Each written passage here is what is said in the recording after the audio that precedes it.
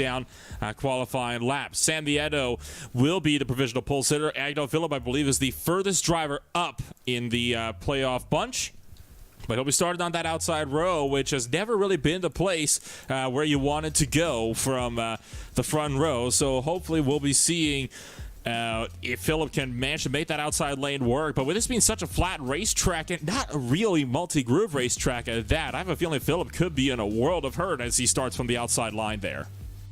Yeah, sorry to the people. Our producer said he had a hardcore YouTube moment. Pretty funny.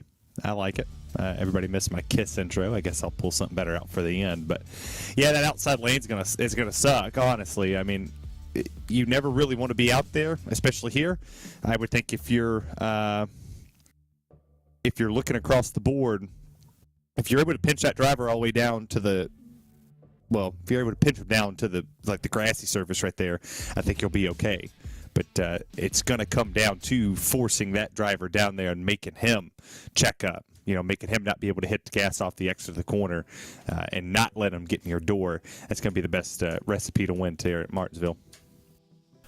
Warm-up is complete. Let's take a rundown of your Kayla Synthetics starting grid as we get set to go race for 250 laps. 0.02 of a second separate the top three, with Sam Vieto up on pole with nothing to lose. Agno Phillip, the first playoff driver, will be down in second place, first on the outside line. Fellow playoff contender Michael O'Reilly will be down in third, with Cody Harris sitting back in fourth. Sean Castle in a desperate position in this race, needs to do good to punch his way in. He sits in fifth, with Connor Horn down in sixth. Yeah, we go back here to seventh to get Riley Grant Davis and Ross Cato. Brandon Fetter Place, been a big fan of mine on Twitter.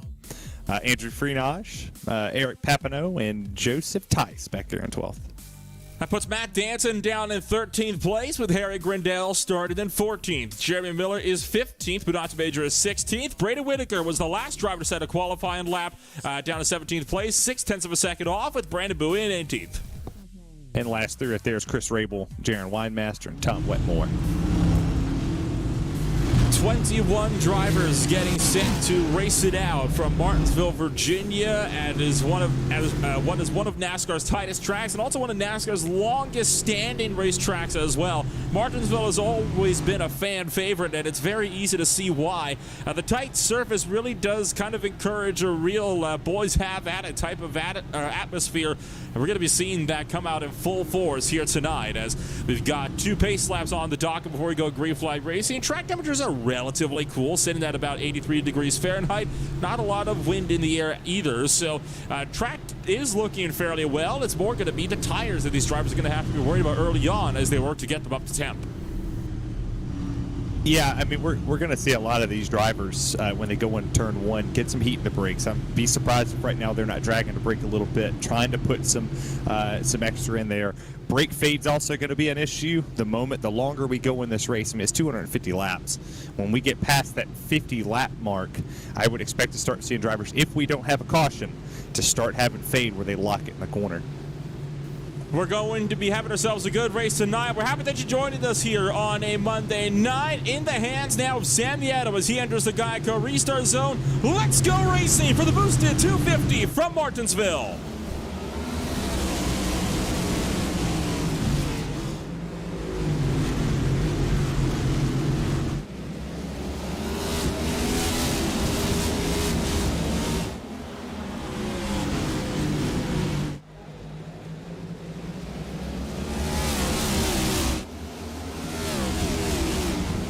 Sam Vieto leads the first lap to green. Lariah falls into second place. Phillip bumping into Sean Castle a little bit as he's muscled up and out of turn number 2. Down that back straightaway. Phillip holds on to fourth for now. Castle's up into third, and Phillip being freight trained by the inside line. Yeah, he'll find a spot right there behind Casto. But the thing was is he had to cut Connor Horn off just a little bit. But I think Horn knows early in this race, that's a playoff driver. You don't want to do it. You see Agno Phillip, man. He went plumb down to the pit entrance, blocking that run from him. But you see our point standings. This is going to be big all night. You got Danson and Harris. They could flip-flop. We saw it in the Cup race. One spot, whatever. Danson said in the chat he blew his line. Luckily, he started in a good spot. He moved up to 8th real quick. Cody Harris has to stay above him all night long if he wants to get this. And Andrew Freenage, we're looking at him. Nolan, he's got to win. He is in a dire situation right now. At this point, I don't believe there's enough drivers to be able to race his way in. You mentioned, of course, he is in a must-win situation. That still rings true. He sits, if I'm doing my math right on this one, about 14 points back from Cody Harris. And at the moment, he is sitting behind Cody Harris, so it's not looking good at the moment for defending champion. Caution flag is out for the first time. It's a solo spin off of turn number 4. Brandon Fetterplace has gone around. I'm willing to bet, Terry, it was that transition that just mentioned in the pre-race. Yeah, potentially we look at the replay here. Side by side with the 13, he gets back on the gas, and then bam, around he goes. Cato gets to the back bumper, but no significant damage. I think that's the big key. But in all honesty, man, you could have crushed fenders, doors gone. You still have a chance to win here at Martinsville. It was just a case of he got loose and Ross Cato finished him off, but that caution likely was bound to come out regardless. As we are, of course, 5 laps, make that now 7, coming to 8 laps into the boosted 250. Here tonight, it's of course going to be a race full of yellow flags, as is the norm for Martinsville Speedway. Even in NASCAR, like the real world NASCAR, I mean, the caution count tends to be higher than it is at the more traditional races that you would see at tracks, you know, like Kansas and some of those other cookie cutter race tracks. Chris Rabel, the lone driver to come on down into pit road. This is something I didn't expect to see, but it's a fuel-only stop for the number 29 car, off and away for the number 29. Something I'm interested to always see is boosted. You know that they build custom platforms for your brand? I did not. Tell me more. Yeah. So apparently, I learned this myself. That you build. Well, let me find it again. I had a good idea here. So you can build a custom brand or a platform for your brand to sell your products, and they take care of the whole process. And you pay nothing out of pocket to grow your brand, and they handle the logistics for you. Like the Halloween promo there. Just for you, Josh. Always happy to have Boosted on board, and some of these spots that help us to keep the lights on here at the Real Sim Racing Full Throttle Cup Series. And among those that helps to keep the lights on is none other than Kalis Synthetics. Kalis Synthetics is an independent dealer of Amsoil lubricants, serving the United States and Canada, providing custom-engine lubrication solutions to all types of customers, from private individuals to race teams, hauling fleets, and everything in between. They have the products and expertise to help you save time and money. Dealer number 30071815. And once more, they do still have that offer going on to the end of the playoffs. Order of $100 or more will receive a complimentary 6-month preferred customer membership, which gives you 25% off your current and future orders. Just contact them through their messenger on Facebook or call or text them at 785-813-1182. They will help you get your discount order placed. Pace car is down and in to pit road. It's going to be in the hands of Sandieto to take us back to the green flag around 3 and 4, running that concrete strip and entering the Geico restart zone. The route and racing for Mustang, gonna jump on the loud pedal. We're back underway. He definitely got boosted right there. He got a really good launch into one. That's going to allow Casto to go down to the bottom of Lariah, who's stuck there on the outside. Connor Horn as well, kind of working his way in this spot. And look at Agnell Phillip. He found a hole right there in front of, I believe that's Raleigh Grant Davis. There's a good little spot to get out as Dancy goes to the outside. Running down in the turn numbers 1 and 2 once more. Now it's Lariah that's stuck on the top shelf. Agnell Phillip kind of lucked out early in that first green flag run, got to the inside, and now can start to slowly regain lost time little by little. Single file for about the top 6 down off of turn number 4. Matt Dancer remains side by side with Grant Davis, back for the 7th position. That's allowing the top 6 to start to break away from the rest of this field, while Friedrich looking left, looking right, trying to find some way, any way to get through these guys. Yeah, I'm very surprised because I just watched that 38 make a pass on the outside, or then he locks it up there. But I'm not sure if Raleigh Grant Davis is either kind of slow on the bottom, not rolling it all the way through. That allowed the car to plant and set. But it allowed the 88 and the 38 to both get around on the outside and moves the 24 back to the 9. But we don't see that too often here, where people can just jump up there and make that pass work for about a lap and a half. No, you really don't. Usually an outside pass takes several laps in the making and even alongside to be able to make something work. And now Sean Castro, you see, is starting to slip back as well as Cody Harris will easily breeze by on the inside. Danson's going to send one down up into turn number 1, and that will put the Velocita Chevrolet back into the 7th position. So Danson on a hard charge at the moment and getting hit from behind by Sean Castro, moving him up and wide. Freedodge is scared up into the 3rd lane, and how's that for a bump and run early on as Castro is going to dive back to the inside of the Logitech GLTZ Sports 38. Well, I think that also shows you the desperation right here with Castro. And I don't mean this disrespectfully. I mean this in the fact that he knows what he has to do here tonight. He knows that if Danson and Harris have issues, say, miraculously they finish 20th and 21st, he has an opportunity to make it in, and he'll make it in on points without having to go up here and win this race. But he knows, and what he has to do is the battle for the lead with Connor Horn. He jumps to the inside. Something happened. Nieto kind of just fell off pace a little bit, but I mean, Nieto ain't got to worry about points. He can go out here and just have fun. But you look back here at Castro, Harris, and Danson, they have a chance to point their way in.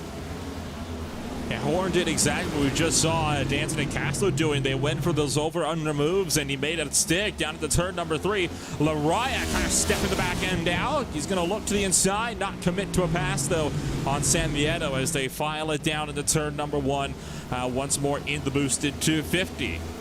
Behind them, Agno Phillips still runs in the 4th position with Cody Harris at 5th. They've got a healthy gap at the moment. Back to Matt Danson, who's about 7-8 car lengths back the road.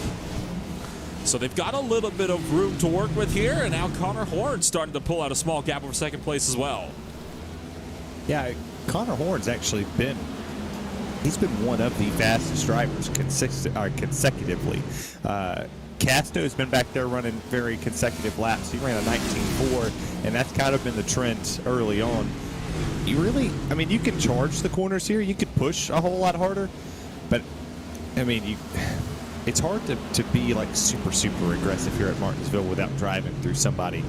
Once you get where Nieto is, back to Lariah and all them that's behind someone, that's when you become a bit of an issue because you can't necessarily just throw it in there without wrecking them. We don't need the backlash for the Ty Gibbs, Randy Jones situation, but I'm also surprised here that Horns pulled away and that this whole, oh my goodness, oh Nieto, oh Cody Harris is in it. They're all wrecking. We still got cars around Wetmore among them. He's another one of the playoff drivers, so a couple of championship contenders caught up in this one. Nieto was saying he couldn't see, so a technical failure on the number 2 car is what caused that massive stack up. Lariah got into it, and Phillip just had nowhere to go. Same with the guys behind him. So we're going to look at the replay here. You're going to see the exact moment here when San Nieto loses vision as his screen blacks out right there. Doesn't get on the lap pedal when he should have, and that just runs everybody over. Harris involved, Phillip involved. There goes Wetmore crashing with Jeremy Miller up into the outside wall. That's tough. Let's see here. Cody Harris's view. Needs to check up back on Phillip. Bam. And that's not a whole lot of damage. He got Matt Danson, too. I don't know the significance of what Danson got, but that's when the damage popped up on Cody Harris, was when he caught the door right there of Danson. But Cody's not going to be, he's going to be pretty cautious about this. He has to come down. Obviously, no fast repairs. And Nieto's out. Oh, no. Is he out of the race? He's out of the car. We know that much, and that's of no surprise. Well, then we ain't racing for points no more, boys. Well, there goes the drama. Yeah, Nieto mentioned he had, of course those technical issues, and I think he might have just done a hard reset at the moment as, again, Nieto having those problems. He's going to be one of our first playoff 4 to fall at the moment. He was, of course, running up in the top 4, entering this race. Well, not anymore, as he is going to be now well out of the fight. I think at this point that will promote Sean Castro in.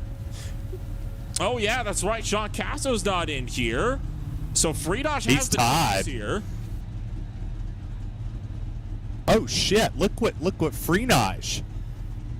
He's in this again. So, this is, you got to think the fact that if Harris or if Nieto's out, if this is what we're looking at, Nieto's out completely, Freenage then has an opportunity to get in. He needs to go 4 points, but he also needs Casto to have a crappy night, and he needs Harris to have a crappy night. So the damage has to be significant enough on Cody Harris's car to not gain those spots back to sit him in the top 5.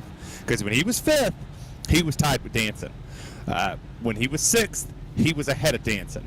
So wherever he was sitting, you cannot let Cody Harris get back to that top 10 if you're Andrew Freenage. I mean, I would still have the mindset of you got to go win, but man, that's crazy. So that's going to be something to keep an eye out for the entirety of this race. That little technical failure has just thrown everything up into the air.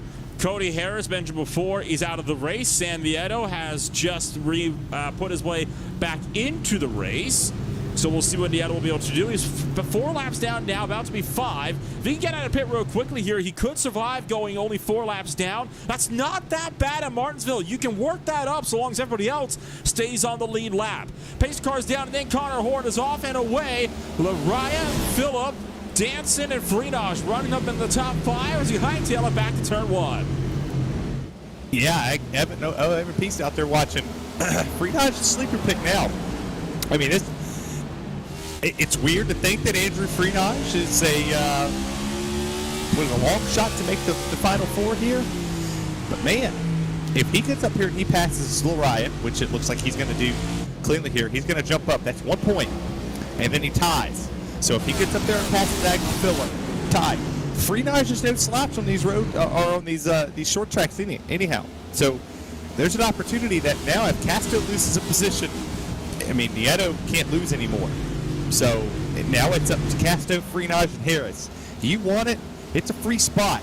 You got to go earn it. Once again, the way count back works, they don't have any sort of system where it's most wins, most top 5s. It is just whoever was the highest finisher in that round. Clean and simple. Freenage is running in 3rd at the moment.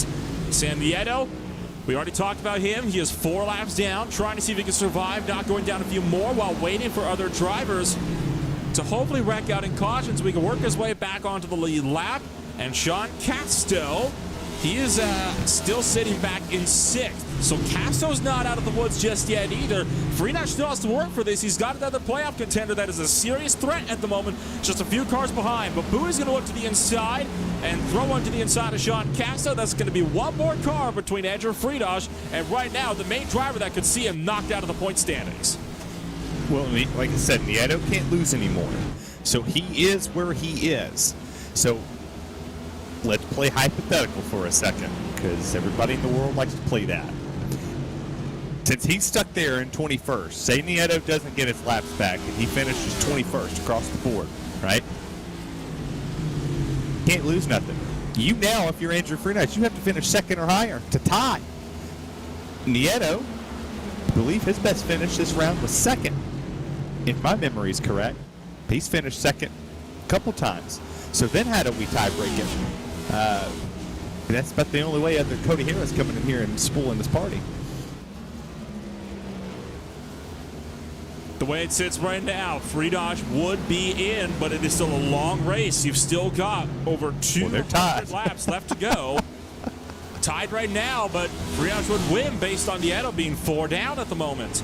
And at the moment, Matt Danson is the closest driver. He's 10 points up the road. Freenage physically cannot make up that many points. So he's got to really work hard here to just maintain whatever he can get and see if he can just keep himself from losing any positions.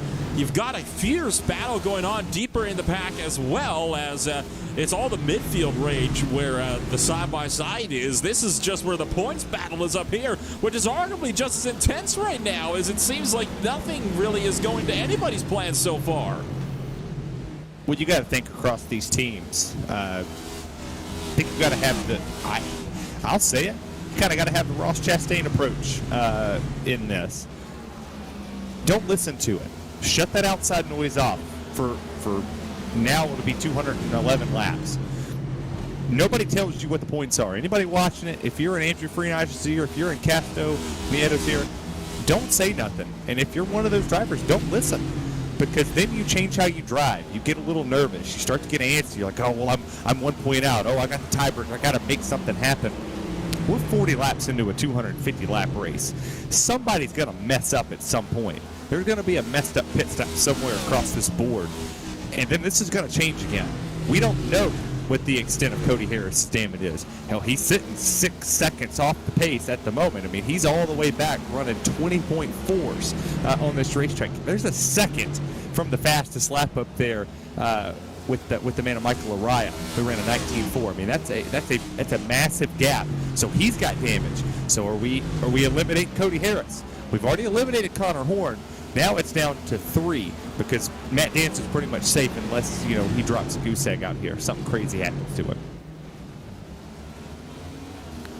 Connor Horn continuing to build up this gap here early on in this race. He is also, I believe, if I could get some confirmation of this as well, I believe he is also in a must-win situation, which could potentially throw things into the works. But I'm also not sure if I don't believe he is in the playoff standings anymore. If I'm not mistaken, I thought he was eliminated over in the last round. So that is correct. Horn will not be in. He will not have the chance to fight it out for the title. So Horn going for glory. Phillip and Freenage are the real two that have to be watched at right now, especially Freenage, though. There goes Grant Davis to the inside of Sean Casto. Casto's just going to let him by, but he can't afford to be doing that. Casto's got to be making up these spots, not sacrificing them. Yeah, it's kind of I'm not sure what's wrong with Casto. I thought he was going to put a fight. In all actuality, I mean, I just don't think he has the car right now. I mean, we can sit here and say maybe he's sacrificing. I just don't think he has it. I think, you know, he's there where he's going to be. We'll see. Maybe he's just saving something. He doesn't really want to push it too crazy. But this is not what I expected when we started this race. Coming into the day, I thought, okay, we got to do this. And Harris is about to go a lap down. So, like I said, he's well off the pace. Like, I mean, he is legit running almost 21 flats. Something's amiss with that damage he got. Just checked up Connor Horn, though, and costed him about a good 0.3 of a second. And he's not eager to get out of the way. Cody Harris also knows what he's racing for at the moment, so he's not going to make it easy on these guys, as he's going to force them to go to the outside and lap him the long way around. But now that Harris is a lap down, that is detrimental to Sam Nieto, who is no longer the lucky dog. That has just added on another caution now that Nieto is going to need before he can get himself properly back up and onto the lead lap. Now, at the moment, Nieto is still technically into the top 4 based on being there when this race started, but if it finishes like this, he's not going to be there anymore. He's got to hope now that one of these drivers either finds themselves locked out, or the fact that Harris goes down the same number of laps as he does, and he can then pass him out on track. Yeah. As much as I love Cody Harris, I think he will. If this race stays green and it plays out, right? I'm playing the no magic or rag flying over the track. I think he's going to go those laps down. I don't see the pace. I mean, he is well off. Sam Nieto's running. He's running arguably some of the fastest times on the racetrack. His last time by was the fastest lap that time, other than Tom Wetmore. They're in the 51, who's up 13 positions. Fastest driver. So at the end of the day, if Sam Nieto gets back on the lead lap, even if he has 25 laps, do I think he can make a ton of spots up? No. But I think he can get there enough to give himself a buffer. But we need 5 cautions, and if we get 5 cautions, we're not talking points no more. We're talking, okay, Nieto's in by a long shot.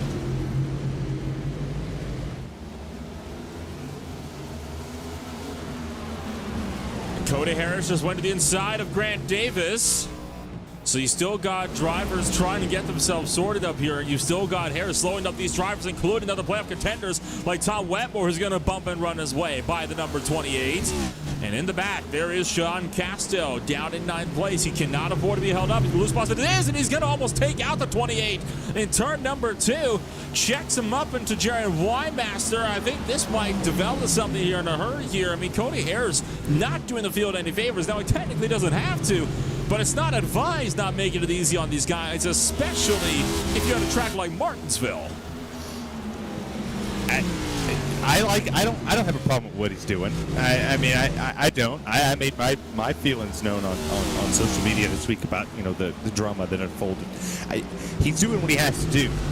What he's hoping is going to happen is he's going to bottleneck that field, and somebody behind 3 or 4 cars back is going to check up enough, go spinning. He's the waiver, or he's the lucky dog, and then he has an opportunity to fix some of that damage. Will it work? Who knows? If it doesn't work, then he's going a second lap down, and then he has to try to work it again. He has to keep this race manageable. He has to find different avenues to get into the championship for. You cannot sit here and just go, yep, field, you got me. I'm going to move to the outside. I'm going to make it easy on you. Pass me. Go underneath me. Come on. Go lap me 17 times. You now have to make it difficult. Somebody must be in his ear going, hey, dog, you are you're 5 points out, if my math is right, which it ain't. 6 points. 6 points out. You're 6 points. That's 6 spots. You can't go 2 laps down. You can't go 4 laps down. You can't go get passed by Sam Nieto, because then you definitely aren't making it in.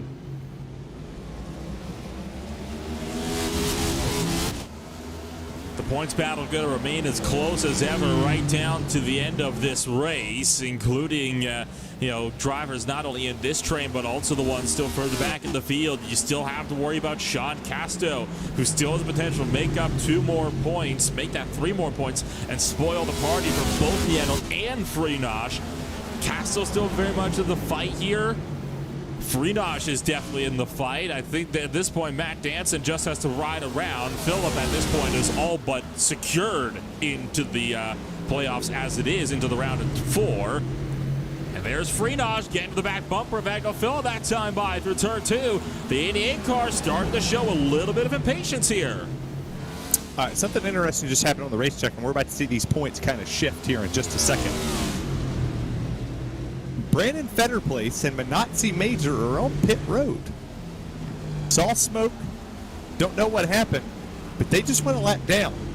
Cody Harris just jumped in front of Brandon Fetterplace, and now I'm going to be interested to see where Minotzi Major came out in reference to him, because that's one more spot which would put him at 479, which, once again, if he stays this 1 lap down and a caution comes out, right now, Minotzi Major's in it, which Minotzi Major is right in front of the 04. So that would be Braden Whitaker. So he's fallen. So we're going to see. We got to get it as the leaders are catching Cody Harris again. Did not take long for the leaders to catch up back to Cody Harris, and with that latest incident, as you mentioned, entering pit road, that essentially confirms that these drivers are going to have to find their way. Just lucking out on a butt ton of cautions later on in this race, but I'm not so sure that they're going to be getting that. This has been a relatively clean run so far. Only 2 yellow flags so far on the night, which for 65 laps Martinsville, again, not bad. These guys have a tendency of having that easy for them. The horns to the inside of Cody Harris, and this time Harris is going to swing up wide and allow the leaders to get through. Well, now he knows that he's not in the weight. He's not in the free pass position. He's kind of stuck. Now he has to hope for some calamity. Like, now you go in, you have desperation mode when you're a lap down. You're like, oh man, I've got to figure something out. I'm low on horsepower. I'm getting lapped. I have to figure it out. Now you're 2 laps down. Now your mindset changes because you know what? Who cares? Whatever happens, happens. I mean, he's made up some spots. He could be 2 laps down and we get a 5-car wreck that doesn't take out one of these drivers. Well, Cody Harris, mind you again, gains those spots back. So if I'm not jinxing anybody, so go back and watch the race. Terry's not jinxing you. Say Chris Rabel, Grindell, Whitaker, Cato, and Papino wreck, and they get out of the race. Cody Harris, back in. Horn has not been able to break away from Agno Phillip at all, and at this point you can definitely tell that these guys behind are not going to be waiting around too much long before they start to use that chrome horn. While yeah, it's very easy to get to the back bumper, you do still have to be careful of being on somebody's bumper too much. It'll either damage your car a bit more than you'd like, or you're just going to set the guy in front of you. He's going to let you through and then just dump you the next corner. We've seen both ends of the spectrum before in both RSR competition and, in fact, the real-world competition as well. But the top four all in a single-file train, keeping it bumper to bumper as we run down into turns 1 and 2. We'll see if we can hopefully get a look at what happened to Papineau deeper in the field on lap 59 in just a few moments here. It was a bit of a wild run. There was contact with Cody Harris. Watch this one here down that back straightaway. This would have been on Papineau's lap 59, so a little bit behind on this one, but you can see Harris up in front. He's checking the whole field up. It'll be coming off of turn 2 this coming time around here. Papineau at this point is getting antsy. He's already in a side-by-side battle with the 12 of Ross Cato. So when they exit turn 2, they split him. He goes to the inside. There's a contact. That sends Fenner plays sideways. Munati Major has to scramble. They slide into pit road, and Major ends up slamming the inside of the pit wall in turn 4. That's why they both went a lap down, Terry. Man, that's tough. You don't ever want to see that, you know, race-wise, but I mean, it happens.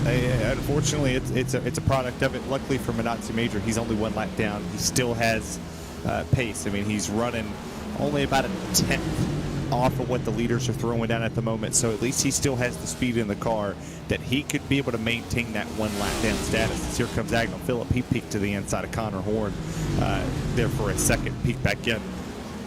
This could be an interesting story. That Connor Horn, he's looking really good.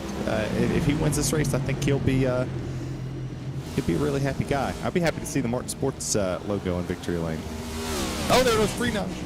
Freenach making the move. This is what he needed to do. If he puts this one up, this is going to put him back in a tie with San Nieto. Nieto managed to break that tie earlier in the race as he passed Brandon Fennerplace when Fennerplace went last down for being stopped in pit road due to that unsafe pit entry combined with speeding. Now, though, Freenach ties it up as he will pass Agnell Phillip down into turn numbers 1 and 2. And once again, Freenach would be in if this race were to finish right now. But he still has to worry about what happens if Nieto gains another place, because if he does, that once again throws Freenach into the must-win scenario. I think looking at it right now, if we could, you know, pause this race for just a split moment, I think Freenach brought something, right? He's hungrier than he's ever been. I mean, all season long, we've kind of sit here and wondered, will the real Andrew Freenach stand up? Like, are we going to see the Andrew Freenach who is the champ? He's the guy that everybody told me about when I first started calling these races. That's your guy, the number 88. That's the one every week that you're gunning to beat. All I've heard so far is Kevin King, Matt Hansen, Sam Nieto, Agnell Phillip, Cody Harris. Not much Andrew Freenach is there. All week long, I'm sure he was just Martinsville. He's coming in here tonight, and he's doing the Christopher Bell. He knows what his goal is. Win. I don't think he's going to be denied, and it's be a cool walk-off. I agree. I think this is Freenach's time. It has to be his time. He can't afford any more mulligans. This is one of those Game 5 moments, and if this could get himself in, this could translate into being one heck of a title fight. They've caught Munati Major. Major's going to go 2 down. They've also caught Cody Harris. How does the Battle Beaver for Mustang negotiate the lap traffic here? Can he manage to get around Connor Horn in the midst of all the lap traffic? The Bernie Lytix Chevrolet going to go to the outside, gives another shot to the bumper. Here comes Freenach. LeBron trying to make him 3 wide for the lead, but no space, and Freenach can't go anywhere because Cody Harris is in the way. Here comes Phillip trying to get around the outside, but Harris is going to chop off the nose of the 851 Chevy, and now Freenach is back to the inside. That has just allowed Connor Horn, though, to maintain that race lead for a few more laps. Now that's honestly when you piss people off. I don't hear the radio transmission. I don't listen to it throughout the race. I have enough voices in my head and dings and things to focus on. I'm kind of curious when you're in that position where iRacing, you have an opportunity to talk to people. Like, you have an opportunity to radio up to the leaders and say, hey, I'm going high, I'm going low, I'm doing this. There it At what point in goes. time, yeah, he's there. But what point in time do you say that, hey, listen, I'm going high here? A lunge from the 88 will see that move cut off by the 67 as Freenage breaks too early. I don't think I've ever had a Martinsville race where I've talked about points more than the racing itself as much as this, but I think that goes to show how much of a compelling points battle we have here in 2022. You know, we mentioned it up at the top of the season. This was way back over in Daytona during the first month, that this had the potential to be one of the wildest seasons in RSR history. That is living up to its name right now. You have a Titan here that is fighting for everything he's got. Oh, what a run! In. Can he get the run into 3? No, not quite. I think he'll be able to clear into 1. Oh, yeah. Oh, he's clearing. That exit, Nolan, that was one of the most beautiful exits and center. I mean, he is absolutely annihilating this field from entry off. Like, watch him. Can we go on board with him for a second going into 1? Because look at him. So, boom, he's there in 4th. He's obviously not going to touch 5th. Down to 3rd, and watch him. Pinching it, gone. And look at the distance in that mirror. His center off is fire, son. No cap. That's phenomenal. I mean, he's on the gas, and that back end sliding perfect. It's rotating great off the corner, and he's got something for him. This is the biggest separation we've seen in a while, and he's going to pull it on him. You look over to the right-hand side on the opposite end of the Kayla Synthetics leaderboard where you have the live standings. Freenage has shot to the top, bumping Nieto down and out. At the moment, there is an 8-point deficit that Nieto has to make up. Still not impossible at this stage in the race, but he is going to have some serious luck go his way, and I'm willing to bet that luck will come from drivers one by one knocking themselves out of competition with potential late race cautions later on in the race. It's the same story at the moment for Sean Casto. Now, Casto has the luck of being on the lead lap, so he does have the ability to potentially work his way up and maintain some of these points, but I don't think he'll be able to make up enough. He's currently sitting in 9th place, and correct me if I'm wrong here, Terry, but he is sitting now 11 points back, so he is also in a must-win situation right now. He just has the advantage that if something happens to Danson, he can be right there to pounce on it. Well, I mean, we also have to think everything just changed. Freenage took this lead, so the points are crazy. Like, the points absolutely just went nuts. It went full-on ballistics because now that puts Freenage up over everybody. So Nieto fell back to the original points of what he was behind or behind Danson, sorry. I don't know why I'm thinking same Nieto. But Nieto's behind Danson now, and he's behind the points of what it would be of where Matt Danson finishes if he was to finish this 6th place position right now, which, by the way, I hope Matt Danson proves me wrong. I hope he makes it still. But all in all, everything shifted. If Freenage loses this lead, we go back to that tight points battle. But he checked out. It's a 1.3 second. Oh, no! No! Oh, boy. Well, that changed it. Agno Phillip takes responsibility for that one immediately as he sent Connor Horn down to the turn numbers 3 and 4. Take a look at the replay. Oh. Phillip sends it in. There was no room. The move was not on. And Connor Horn just lost control. He had it almost saved, but there was still tank slapping around. He did get it going. Not a lot of damage on the number 67 car. He will come down to the pit road. We'll look on board with Agno Phillip, and we'll see. That's a really tough one to call. I think at that point, it was still Connor Horn's line. Agno Phillip was not necessarily alongside until right before, but Phillip will be getting that end of the longest line penalty as a result of that one. I don't think that's going to impact the championship standings too much, but we'll have to see how this is going to shake up after pit stops here, because remember, a lot of guys are suddenly in the pit road.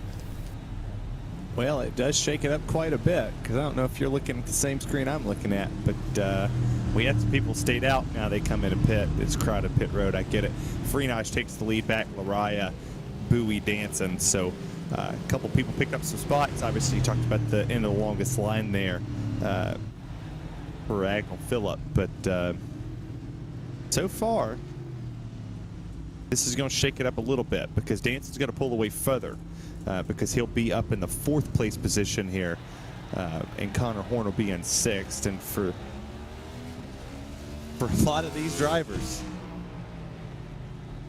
this is your chance. Like, this is it. Now it's 10 points to Nieto to Agnell Phillip. So if that end of the longest line, Agnell Phillip goes to the cut line, tied with Danson. And now that's your person you got to beat. The good news at the moment for Agnell Phillip is it is at the moment now 14 points back to the rest of the guys here. There's only 5 more spots up for grabs. So Phillip is basically in on points is what this means. There's no way that Agnell Phillip finds himself knocked out. As I say that, I've just realized I've done my math all wrong, and there is a chance for him to be knocked out, but it will require for him to be, again, 4 laps down, which would actually be at the end of the lead lap. He did make up a couple of spots because guys like Ross Cato, Eric Papineau, Harry Grindle, and Braden Whitaker came back down to pit road, so they automatically get reshuffled down to the tail end of the field. So there is still the chance for Nieto to find himself on a tie cut line. Phillip is not yet safe. The only drivers that are Freenot, or actually Kevin King. Freenot also is not safe if he doesn't take himself a race win. But at the moment, he is secure being the race leader. He's just got to hold it. Well, Brandon Fetter placed right there. He actually took, I believe he took the wave around right here. So should put him, I believe, 2 laps down. If my math is correct. I also believe that Sam Nieto might have took the wave around there too, if my timing is correct. This is getting interesting.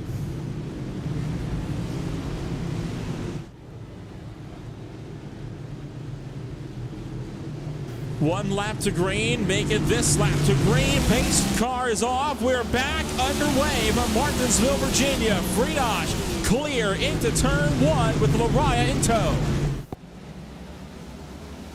You see Brandon Bowie right there. He's actually going to look to the inside of Michael Lariah. Not sure if he's going to be able to make that go, and he won't. You see Tom Whitmore on the outside of Matt Danson. He's not going to be able to make that pass either, so Danson's going to move himself up to the 5th place position, even more secure in himself above Sam Nieto, who, look at that there, he's still 4 down. So Manatzi Major still waiting on the free, or he's waiting on another free pass to get himself up there and maybe contend with something. And just there is a critical overtake. Michael Lariah is through to the race lead. That bumps Freenot out of the cut line. So at this point, Freenot's in a critical spot. He's trying to battle back. Meanwhile, Bowie and Connor Horn getting physical to fight for 2nd place. Freenot trying to make the charge back for the race lead as he is side by side with Lariah. Whoa, look out, Bowie taking out Connor Horn. Matt Danson scrapes through, no caution. We stay green. We might get one here as now Horn's around in 3 and 4. Look out, Cato and Wymaster are going to fly in completely unsighted. What in the world? That's the 2nd time we've seen the 67 around. And I believe that's off the front bumper of something. He makes the contact with Brandon Bowie right here. Next time by, so he makes contact there. And then we're going to make contact again here on the next lap. They get to beat and bang it again. So makes contact there. Slides him up. Bam, wall. He's holding it, he's holding it, he's holding it. Then he just loses it. Too much speed, locks it, backs it, and then bam, Winemaster just cleans his clock. And Matt Danson wondering what the heck happened there as Bowie managed to scrape through that one. Jared Wymaster, Ross, Cody Harris, though, not Cody Harris, excuse me, the 29 just caught completely unsighted, and yeah, there's just no time he can react to something like that. These corners are so blind.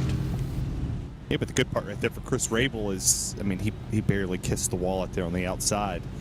Oh, man. I mean, this tightens our points up a little bit more because we put Manatzi Major back on the lead lap. He's back at 18th. So if we look at it, and we think, okay, Rabel, Winemaster, Horn, if they don't go a lap down here, or if they don't, that would then put 18 cars on the lead lap, which then put Cody Harris in the free pass position. And the way we've seen it so far, caution after caution right at the top. So this could get a little wilder as they're back on pit road fixing some damage. So Andrew Freenosh has promoted himself back to the race lead. He was in the lead by the time of caution. So Freenosh, once again, is now in the position that would get himself a secured spot in the Final Four. Here's the live standings once again. Sean Casto now sits 10 points back. Matt Danson, just luckily enough to survive that, sits in 4th with that cut spot. Phillip, at the moment, is 7 points up. Now, since Phillip is running a 9th, he is also still not safe, but he's in a pretty secure position right now. He can afford to lose about 7 spots. I believe that would be back to about 16th place before he actually has to find himself in trouble, because that is when he would be up on that cut line. Nieto sits 1 point behind Casto, but he is still 4 laps down. Cody Harris is 3 down. Sean Casto, meanwhile, is running in 5th, so he is in a must-win for the time being, unless Andrew Freenosh loses the race lead. At that point, we'll see where the standings will sit if Loraj gets back by him on the restart. Man, Evan picked a crazy one to be a part of. This just changed drastically. Like I said, when I was looking at the sheet this morning, I thought for sure that this was going to be a three-person race to get in. I had no idea what I was in store for. Pace car is in. Here comes Freenosh trying to get to the green flag. And we are back to green. Freenosh clear in a 1. Will Loraj try to battle back, or will he take it in line and take it in stride this time? Looks like Loraj is going to lay back. Freenosh clear by 2 in a 3. I think the one he's going to have to worry about is 38 Danson. Because now I don't see the 88 right at the moment as a short run car. He lost the lead there to Loraj. He needs a long run to let that thing roll, put some heat in it. He was very good about saving it. Long run, maybe. These short runs has hurt him. He's lost the lead twice because of it. And there's a hornet headline on the 38.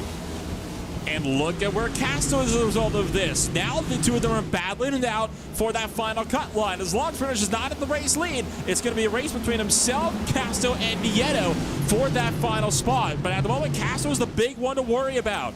Casto is sitting, trying to pick him out in the crowd here at the moment, but Casto is now sitting in 4th place, and he's just working his way up and by Tom Wetmore. That is big because that puts him just 1 spot behind Freenosh and 1 point above him in the points.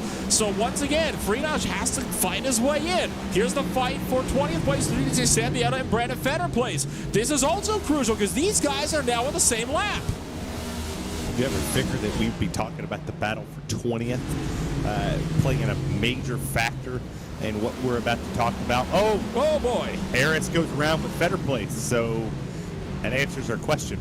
Now Nieto is 2 points away from Sean Casto and 1 away from Freenosh, so this gets a little wilder. It looks like, I believe that would be the 67 that might have caught him here.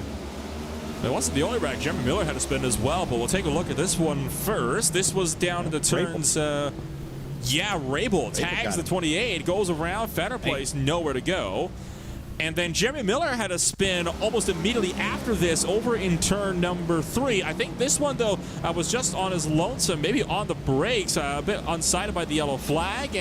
And was the 70 of Harry Grindell that was lucky to avoid this. Watch this down to that turn 3, locks the fronts, and he shoots around. Look at the 70 car, lock it down, take it around the outside of the 1 lane that's free. That's it, Grindell. Nice move. But now we shake them back up. I talked about it with the 88. I'm not too sure if the short runs what he necessarily needs. The older tires, we watched him be able to cook some laps. He was really consistent. His drive off was better than the rest of the field. I've watched a lot of NISs. Did a couple laps around here in this car. Entry was my biggest issue. Right there, his center off was just, I mean, gorgeous. And I'm almost certain that maybe Nieto just got the free pass. He did, because Cody Harris and Brandon Fetterplace, the only other two candidates, were involved in the caution. Harris would have gotten it, but since he was the one that got dumped and caused the yellow flag, it puts it to the next applicable driver, which was Nieto, who had nothing to do with it. It's super crazy because I saw that blink. I didn't even reach over and look, and I think y'all said it in our chat. I think our camera guy sees it. Yeah, I didn't. I saw him flash by the screen. I said, "Man, that looks awful familiar." This race has been too much. We ain't even halfway through. Well, if you ever wanted a dramatic race for any kind of cutoff race, Martinsville would be that race. I actually remember a league that I still help run to this day. On our first season here, we had 3 stages. We had to change the rule book because somebody came on down to the pit road and in doing so picked up a few extra stage points he technically wasn't allowed to. But we had no rule against at the time, so you had to let him in. Martinsville just has a way of bringing out that nature in people that makes them want to push the rule book to its absolute limits and really test to see what you can and can't do at a racetrack like this, points or otherwise. And we saw the drama that unfolded in both the Xfinity Series and, in fact, the Cup Series over the last weekend or so, and we're only seeing it continue here into RSR here on this Monday night as lights are on the pace car. We go 1 to green, but honestly, this race is nowhere near finished. If this is what the first 100 laps are like, what are the last 50 going to be like? I tell you, I need to go get me a Goody's headache powder because things are going to get pretty insane.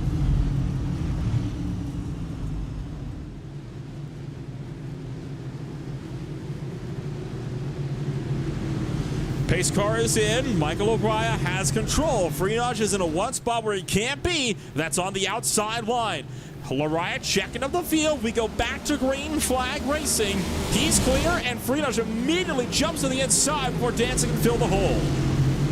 Yeah, it was actually really, really, really good right there for Freenage. It's heads up racing. He knew he had to get down. Now look, there's Joseph Tice. He's under the 52. That ties if he gets around him. Freenage and Castro for that position. So we'll see how hard does the 52 race this 5. Get Tom Whitmore right there. Freenage is back in second. And now there's Whitmore. He's working for it. Acton Phillips back there. He's starting to spell a little trouble now. Nieto's one point out. And by the way, he's 20th. And he has a chance if Harris goes one more lap down. He gets that spot.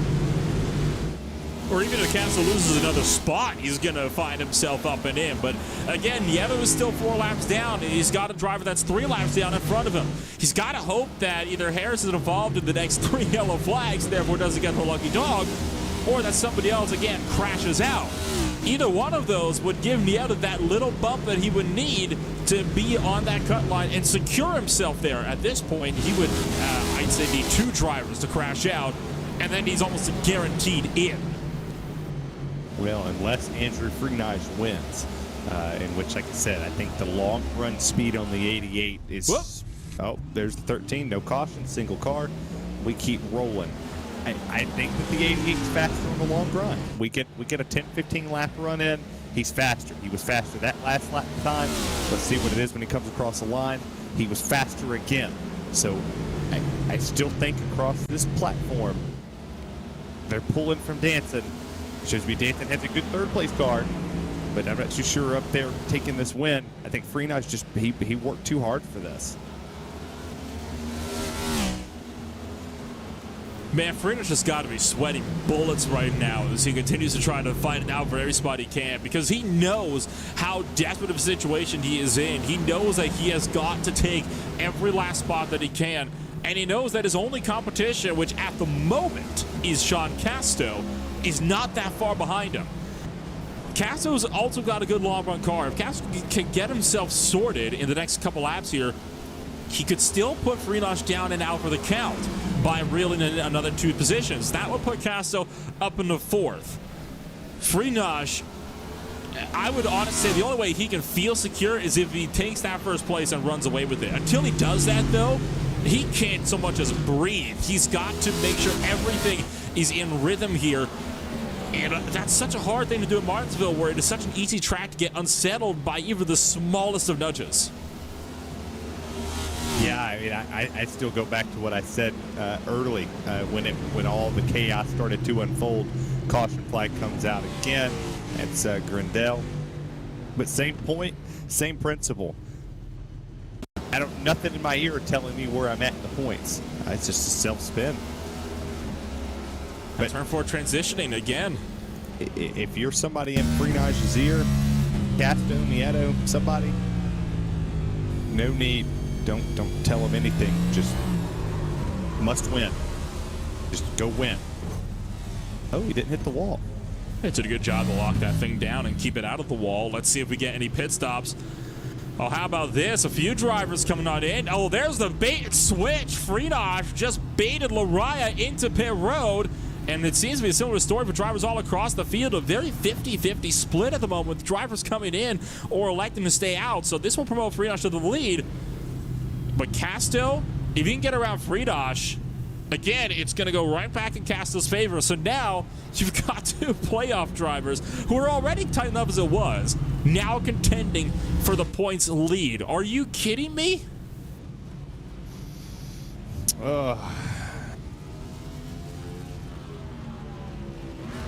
This point, I think we're feeling the tension up here in the booth.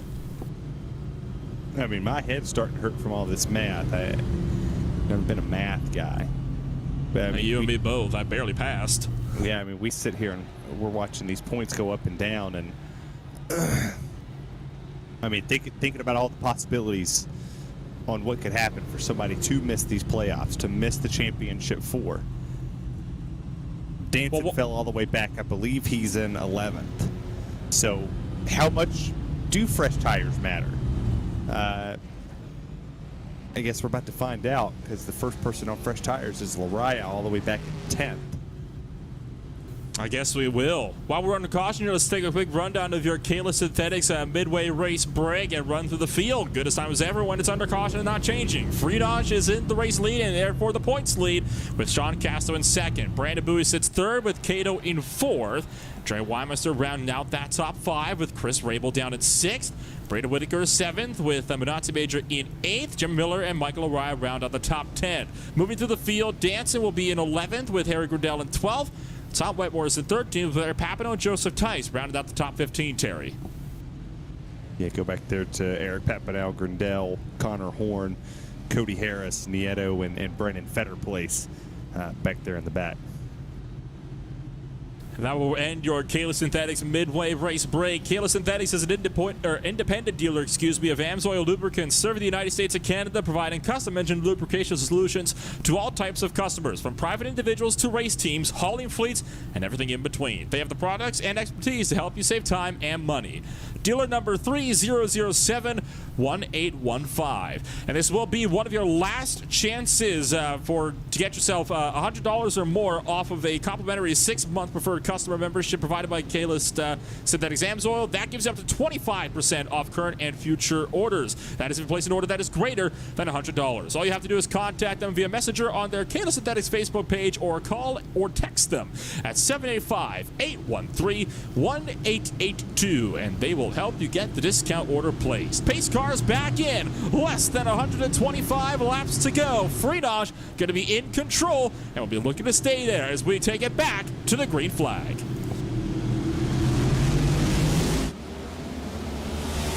Best restart Freenage is good again. You get the restart. He's got Brandon Bowie behind him. By the way, up 16 positions, highest mover of the race.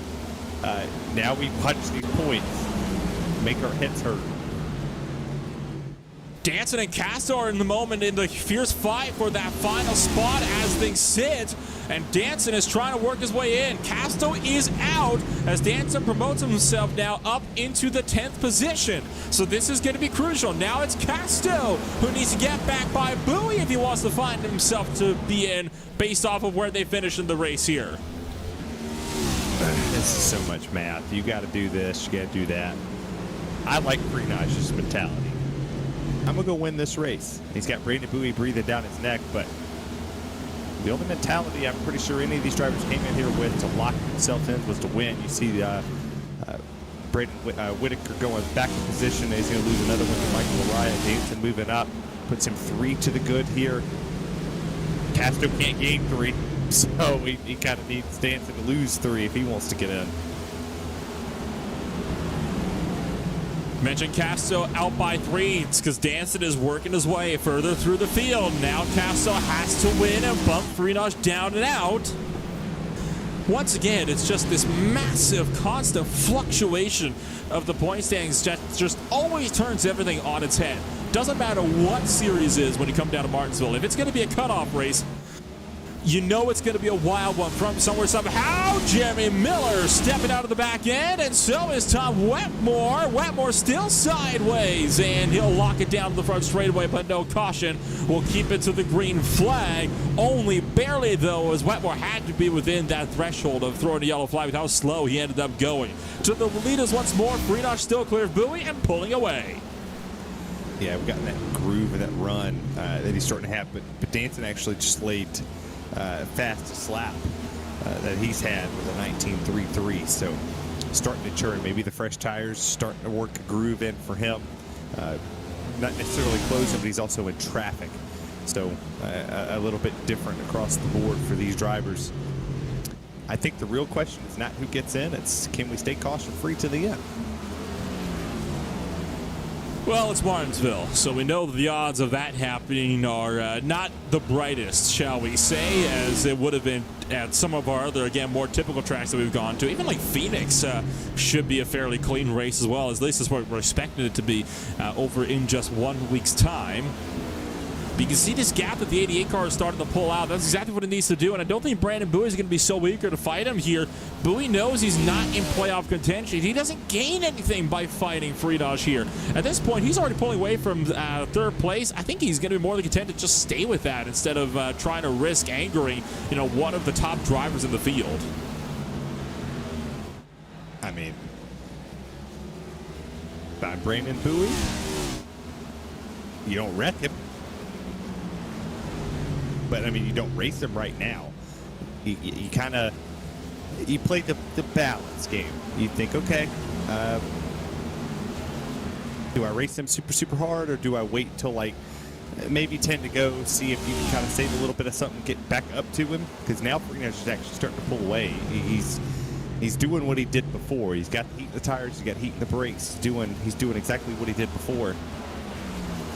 Brandon Bowie wants to win this race too. I wouldn't let him fool you. At some point in time, he's going to go up there and get it. As Agnell Phillip, he makes another position up there, but just past Jared Weinmaster.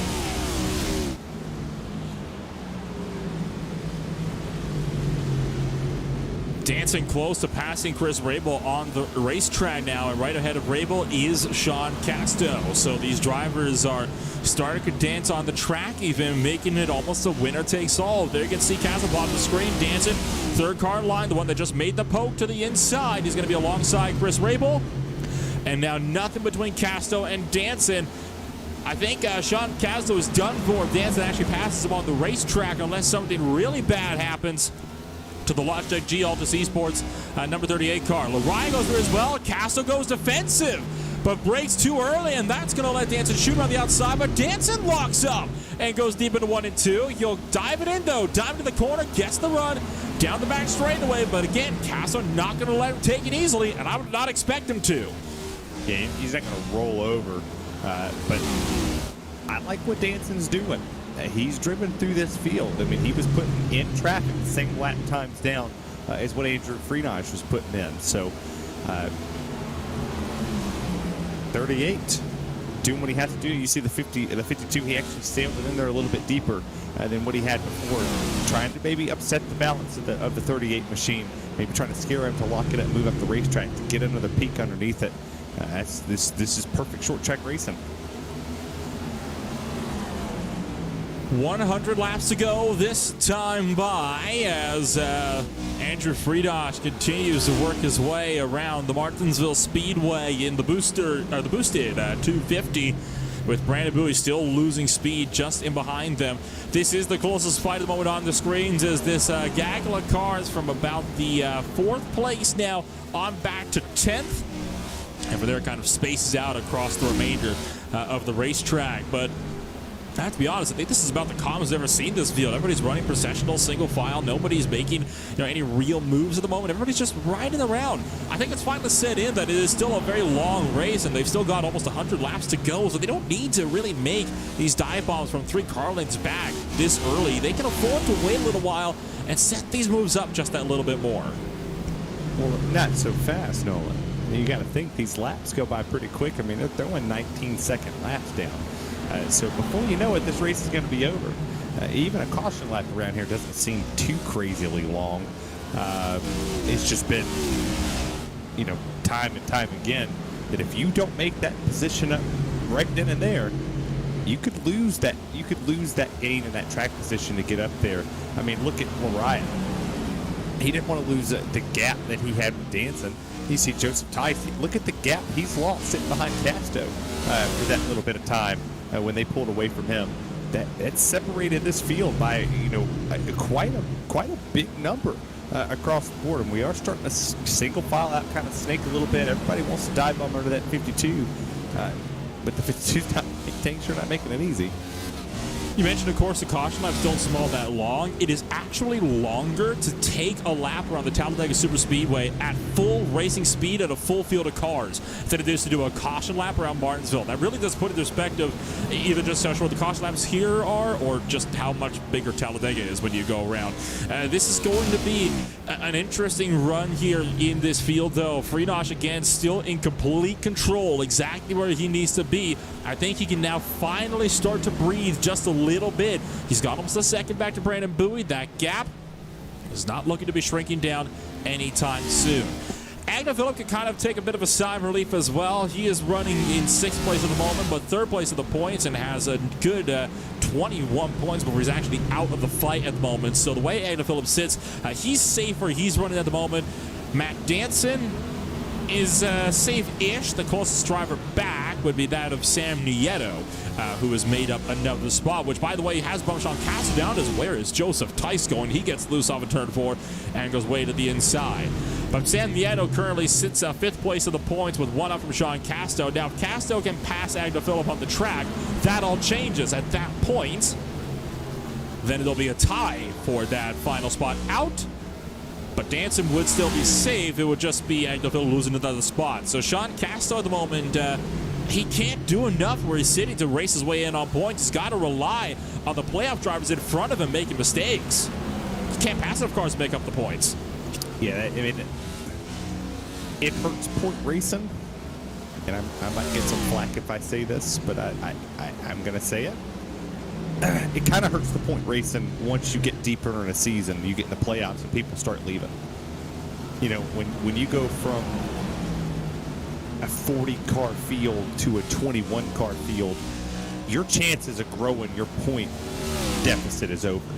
If we were sitting right here tonight, we had the same field we had to start these playoffs,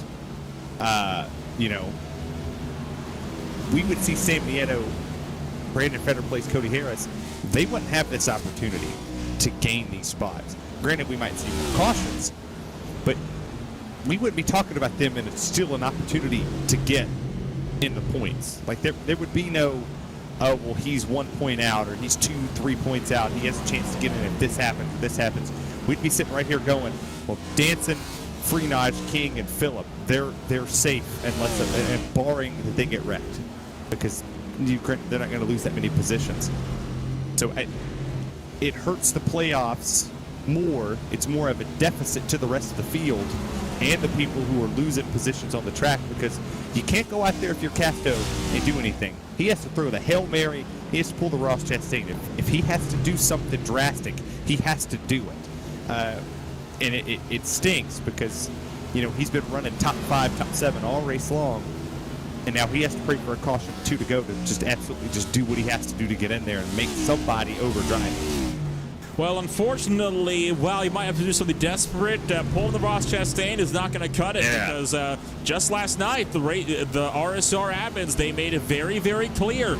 Wall riding was not allowed. It has been a banned technique as of last night. They will not be allowed to use that to their advantage, which will definitely upset things a little bit when you get towards the end of that race, because you can't rely on that 2-second boost around the outside line to kind of back you up, which is going to be really, really critical for the drivers in this field. They're going to have to make those spots up on the track. They won't be able to use the track, though, to their advantage, so to speak.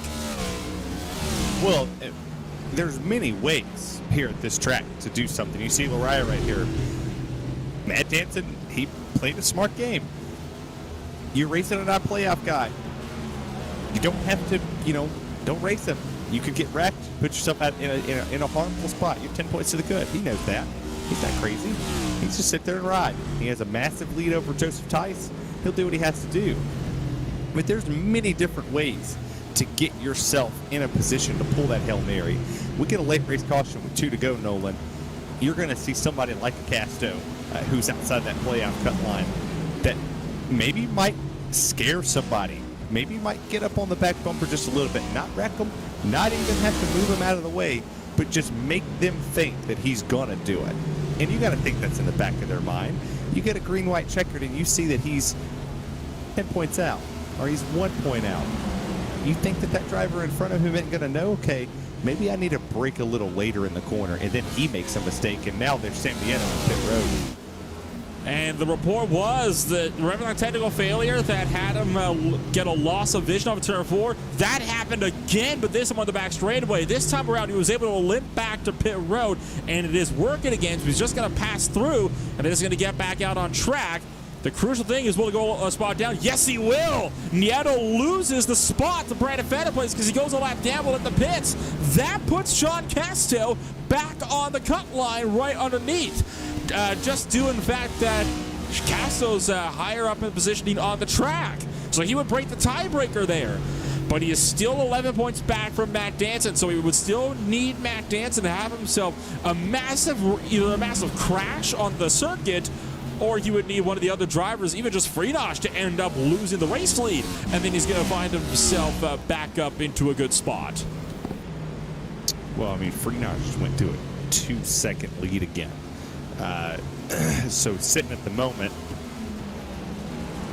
Freenach looks pretty good to win this race. So you would think that that would be the horse that you would put there as Lariah goes back fight with Bowie here.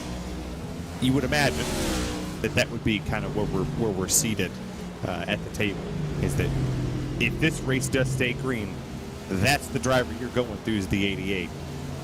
He's not rolling over. He's not going to tell Lariah, hey, when you get to me, just pass me low. I don't think he cares that much. I think he's going to block like crazy and hope the best. I mean, he's throwing the Hail Mary. He's doing what he has to do. But then remember the tires.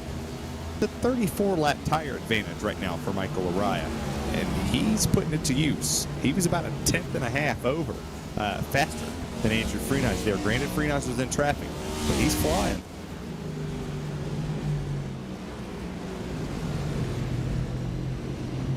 Lariah passing Brandon Bowie, and now see if he can try to work his way closer up towards Andrew Freenach up the road. Caution is out. Herrick Liddell to the inside wall, and just like that, Freenach's lead going to go up in smoke. We saw Gravel get sideways on 4 earlier and bring out a yellow flag. This is the second time, so that's going to result in a 1-lap stop and hold. Could this be the break that Nieto needs? Optimistic or pessimistic? Which one do you want out of me? Let's take a round of each, and we'll see which one I like more. Okay. Optimistic for Nieto? Yes. Pessimistic?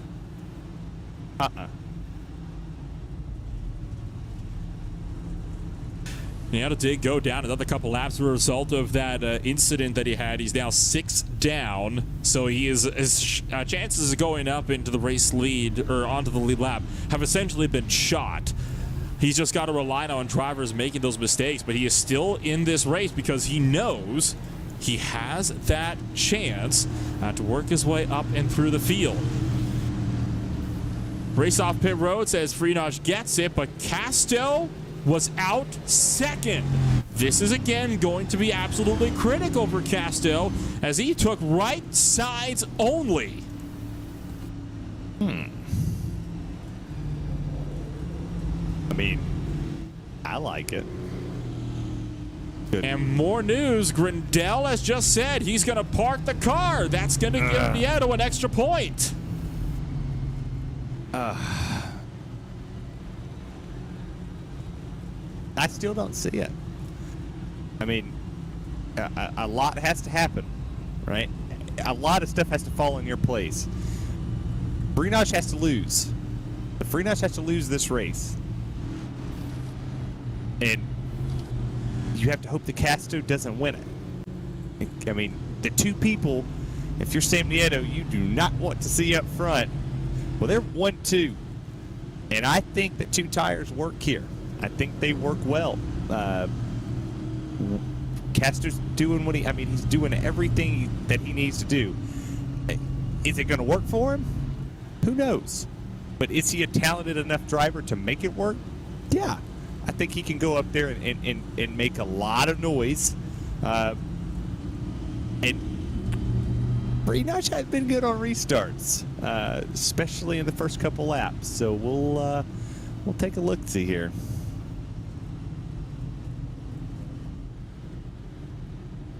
So holy cow, this is again going to get kicked into overdrive. We know Freenach is good on the long run, but he has demonstrated that he is not the best on the short runs.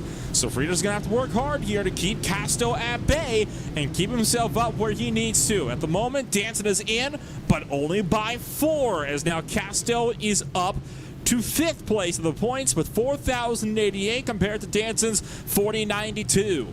As we said, to take it back to the green flag, we'll let you take in the sights and sound of the Martinsville Speedway. It'll be in the hands of Andrew Freenach as we're going to hit it up with some RaceSpotTV fan immersion as we take it to the green flag.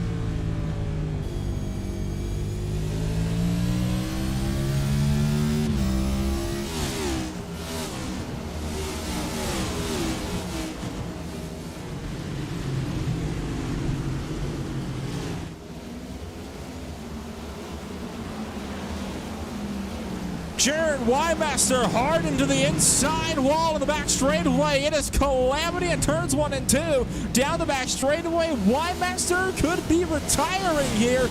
Big news and drama on the racetrack as they're still locking it up. Cars scrambling left, right, and center. Miller getting it to Davis to the outside wall.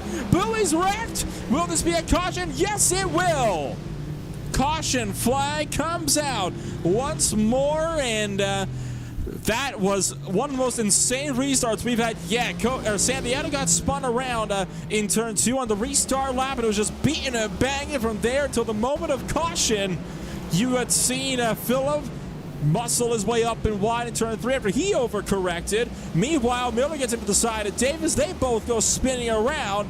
Once again, could this be the advantage that San Diego needs? We mentioned earlier, he needs drivers to wreck out. That attrition is really starting to kick in here. Yeah, I mean, now you're starting to wreck people that are having heavier and heavier contact. I mean, I didn't think that the Cody Harris contact was as bad as what it was. And then all of a sudden, he starts losing spot. He goes a couple laps down. He still hasn't necessarily got that car in a contention in a contending spot to get it. Now we look at the playoff picture once everything settles itself out and we see all this. The numbers are going to start flipping a little bit more. Everything's going to start going in a more of a puzzling way. Danson's sitting in third. He got a great restart. He did what he had to do to work his way up here. But man, what a crazy! It's Halloween. I think that's what this is. So, interestingly enough, Eric Papineau has taken the responsibility for this latest caution. I'm not sure why Eric Papineau is taking responsibility for this latest caution, considering he had nothing to do with it. But he has taken responsibility for this latest caution. Terry, what do you make of that one? I've stopped questioning things in this race.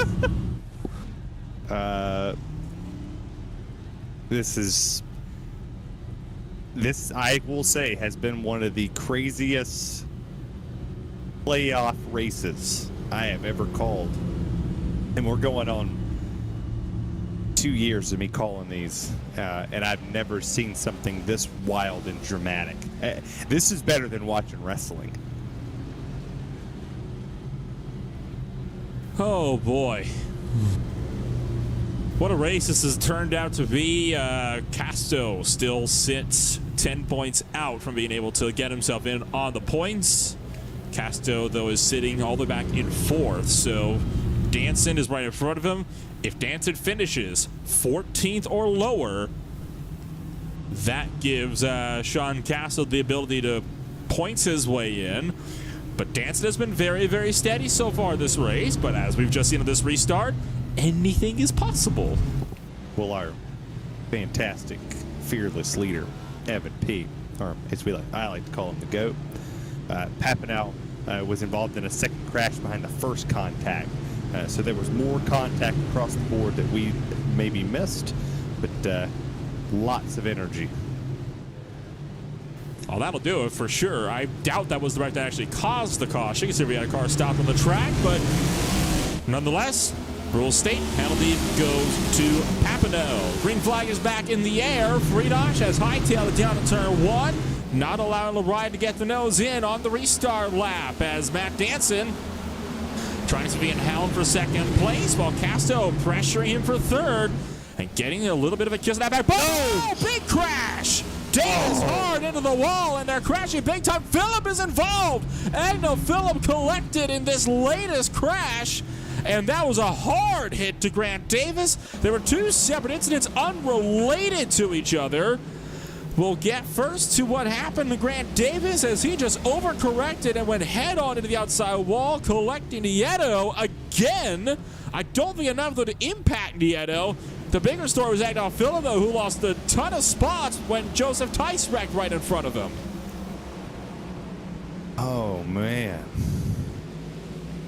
Watch the 5 here. The Valvoline Chevrolet loses control and nothing Phillip could do. It doesn't look like any damage on it. I might go bald watching this.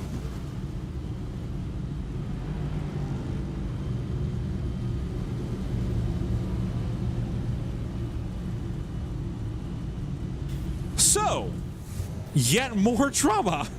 I don't think we can handle much more drama at this rate.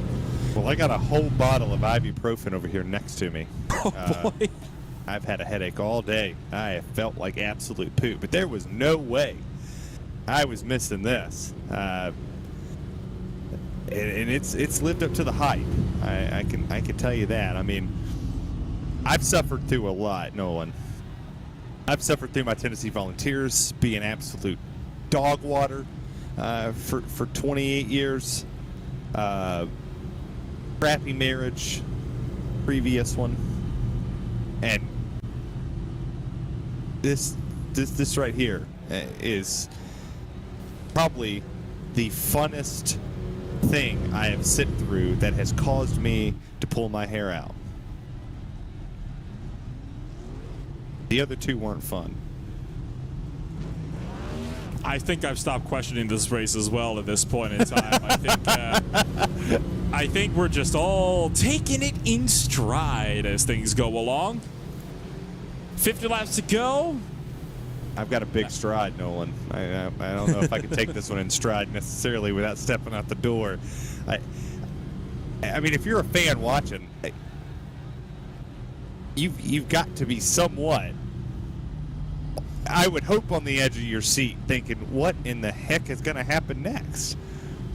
I mean, we started off, Nolan, with Nieto and Cody Harris, the two people inside this top four that I picked to go race for the championship. Done. They need a miracle. Like, they need Ty Gibbs himself to come sit in their lap. And that's a good play on words with the old, what he compared himself to. But they need a miracle.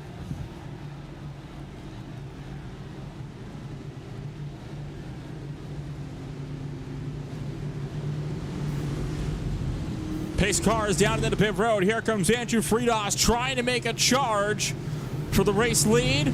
Taking it to the green flag. We're back underway. The 88 car trying to hang on against the 44, the 38. Working the bottom lane as well. Casto's losing spots from the top line as he's going to tuck in line down to fourth. Rabel and Wetmore running in fifth and sixth. And here comes Lariah trying to charge it back down to the outside line, looking for the move into one. No room. They didn't leave any room. You see Agnell Phillip, he locks it up there under Wetmore. Now Wetmore, Kano, and Whit are going to take 3 wide. That didn't necessarily work all the time.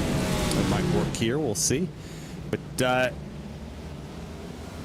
I think once we get a couple laps under our belt, we might see if Lariah has anything or Danson has anything here for that 88 machine. Oh, No, trouble in the background. Brandon Bowie had to scramble to the inside line. Looked like he might have gotten some help, but no caution. We'll keep it to the green flag as Friedas pulling out a quarter second over Lariah, but at Martinsville, that's not much. That's only about a half a bumper's worth. Yeah, I don't see a guy like Michael Lariah doing it. Granted, my opinion all week has been, if you're going to make the move, don't wreck the guy. But if you do, you know, sorry, right? You know, it's like if somebody touches your Kit Kat. You know, I'm sorry, whatever. You know, my fault. Didn't mean to get you. Whatever. Use the old, I just meant to rattle his cage. You know, saying. But if you're Lariah, you're trapped in between a driver that could win his way, could hit the Game 7 Michael Jordan shot to get in the playoffs. With Matt Danson, that if he wrecks and he's out of the playoffs. So, you know, what would you do for a Klondike bar? Do you wreck the guy who's going for the walk-off home run? Or do you gotta just sit there and hold the guy off that just needs to finish third, that doesn't need to do anything spectacular? And also, if you're dancing, do you want a hot Andrew Freenage at Phoenix? Because I don't want the champ coming up there with Kevin King and Agnell Phillip.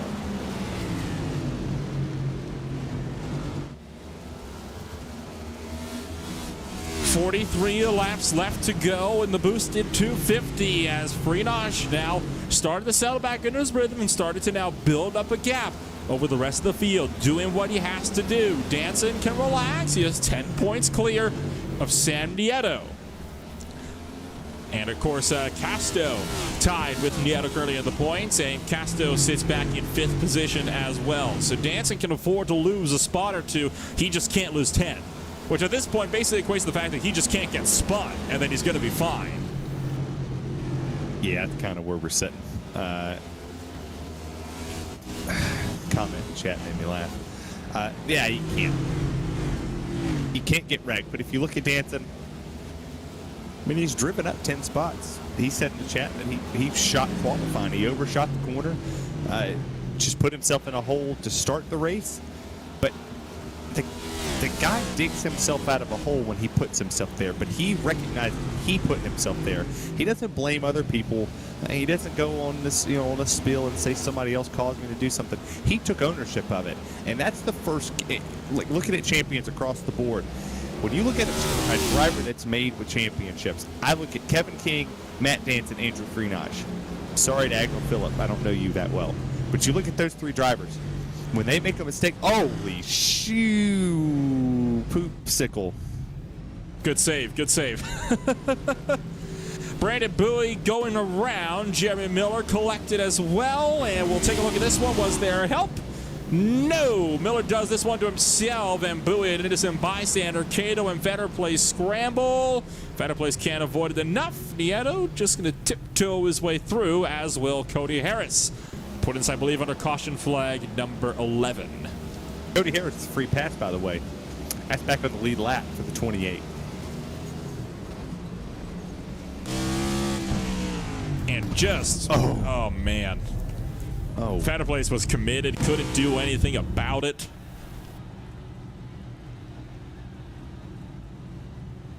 I go back to my point, though, about accountability. Because every time a driver makes a mistake, there's far and few, and I mean this across the board, that they stand out and take accountability for it. Like, just a small mistake, whether it was overshooting practice, qualifying, the race, something. The accountability factor, and I've seen this a lot here in RSR, where every driver, there's occasions where they don't necessarily want to take accountability. You have the extra points at the end of the race that the fans at home don't know about, that they don't see, but we see them. There's like 2 or 3 that won't, but everybody else takes accountability. This is a real, hopefully, and is Connor Horn just wrecking on pit road? Yeah, he just wrecked in pit road. And he's going to get himself penalized as a result because he went through 3 boxes before he spun out. What a spooky race. Did he just try to get too much? Self-spun. Yeah, just hit the throttle. It was on the corner too much. Watch this one here off the jacks. And 2, 3, 4, 5, wreck. I think that 5th one could be excused at that point, but he definitely went through the 4th as he was starting to go around. It'll be interesting to see how race control is going to handle that one. I mean, it's typically an end of the long slide penalty. I mean, he spun up pit road, so he's basically the end of the long slide anyway. Yeah, but still, leave him alone. He did his thing. He has served his debt by spinning on the treacherous pit road. Well, 35 laps to go. I believe it'll be 33 when we take that green flag. And points are still all to play for. Freenage still safe where he's at. Danson doesn't have to worry. But Phillip and Casto are all up in the top running, along with Tom Wetmore. So you've got all playoff drivers here up in the top grouping here, save for Michael Araya, essentially. Then, of course, Sam Vieto way back in the field, back in 19th place, but still 6 laps down. There is still time for drivers to work out, for Nieto to work up some more points. But by now, he would have to also rely on drivers up the road, bumping their way further down the field as well.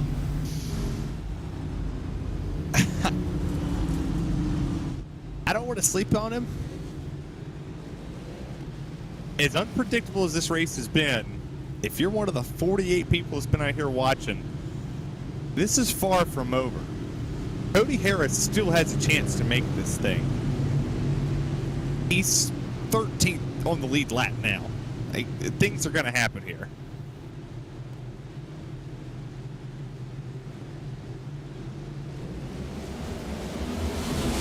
Green flag is in the air. Freenage trying to see if he can secure the lead. Secure he does. Lerai tucks in a line behind for 2nd place. And now Matt Danson will be running in 3rd. Phillip and Casto battling it out for 4th and 5th. Casto is through, but he's got to get through on Danson by now if he wants to get into a tiebreaker that he can win with Sam Vieto. Oh no! Phillip gets turned by Chris Rabel, and up into the outside wall goes the 94. My head hurts. Oh. What? too deep. Oh, man. That was not Subway fresh. And by the way, Chris Rabel knew that was his fault so much to the point where he had typed in C before he had even hit turn 3 after this. So the driver typed in C to the there's where he hits Agno Phillip, and right about here is where he hit the C button. So he knew right away what he had done. That is huge, though. Agno Phillip now going to lose a ton of points and now has damage, not to mention a lot of it to the back end, I would imagine, from how he backed that car to the outside wall. He's outside of the top 10 now. He's still safe-ish. 10 points to the good, but only 3 bad from being on the cut line. I have lost track of how many laps Brandon Feder place was. But he gets the free pass here. So I wish I had a math person. You could just sit here and look at these points. Because I mean, a lot. Like trying to think the math of what somebody has to do. Obviously, if you're the 88, you got it. Lead, win. Believe he's led the most laps, so he secured that point. But that point means nothing. I'm sorry. That point means nothing to him. The lap led point means nothing to him. That's all he has to do is this. There was no other opportunity to point your way in unless you do this. But Cody Harris just jumped up to 12th. That puts him 10 points out. If we get to gain in spots here, which, I mean, still don't see the pace in Cody Harris's car. He really hasn't got to fix a whole lot of damage. If a wreck happens, in which, not trying to jinx it, kind of has all race, this race is going to get even more turned on its head. So even bigger news, Joshua Lee, our producer, has been kind of running point situations in the background, and I believe we've been checking in a little bit with Evan Pasoko on this as well, figuring out what the point situation is looking like. At this point in time, there is absolutely no situation where Freenage gets in without winning. Oh, yeah. So it's a win and you're in now for Freenage. Before, there was at least a small chance where he could point his way in if the right circumstances came about. That's not the case. If he loses that lead, he's out. So he knows he has got to go as soon as he can. He needed Danson, Nieto, Casto, and Harris to just have disastrous nights. Like lap 1, turn 1, be 18th, 19th, 20th, and 21st, and then do what he's doing. Or he needed 40 drivers to show up and have them 37th through 40th to point his way in. But in a 21-car field, win. Like, all night, that's all he needed to focus on is the win.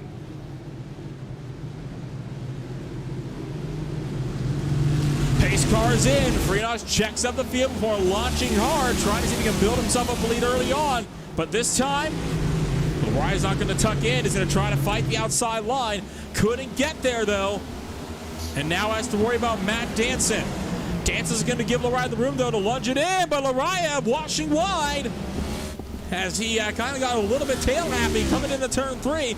That's the gap that Freenage needs as Laria's locking it up, trying to get back to the back bumper. Yeah, it's going to let Danson just should cruise on by here in 3. Oh, no, God, no. Oh, Laria's in the wall. No caution, though. Oh, boy. There is a caution. That did bring out a yellow flag. Oh, but Nazi Major stopped. Oh, boy. The caution was already out well before, so the caution did come out for the Larians. Then the Nazi Major incident was just something else entirely. I was shocked that was pulled off there, though. Casto with a possibly season-winning save. That was the one thing he did not need to have happen, was for him to lose control and spin out. And he almost got cleaned out by Tom Wetmore. They went 3 wide into turn 3. It just doesn't work. Larian goes up into the wall. Casto somehow saves it. And then it's Minati Major getting spun around to the background by Chris Rabel. That might have been what brought the caution out. I don't know how the Larian hit in the wall did, because I mean really wasn't, 90 degrees all the way up against the wall. The wall kind of broke his momentum and put him there. Nieto's going to get the free pass here. He's up to 16th, so what in the world? Basoko, we need you!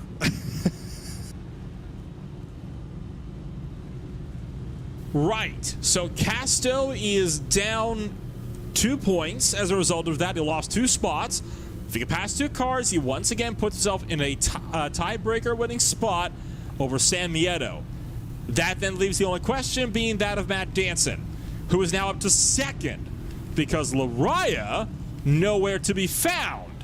Lariah has slipped all the way back to 10th place as a result of being spun out in that wreck.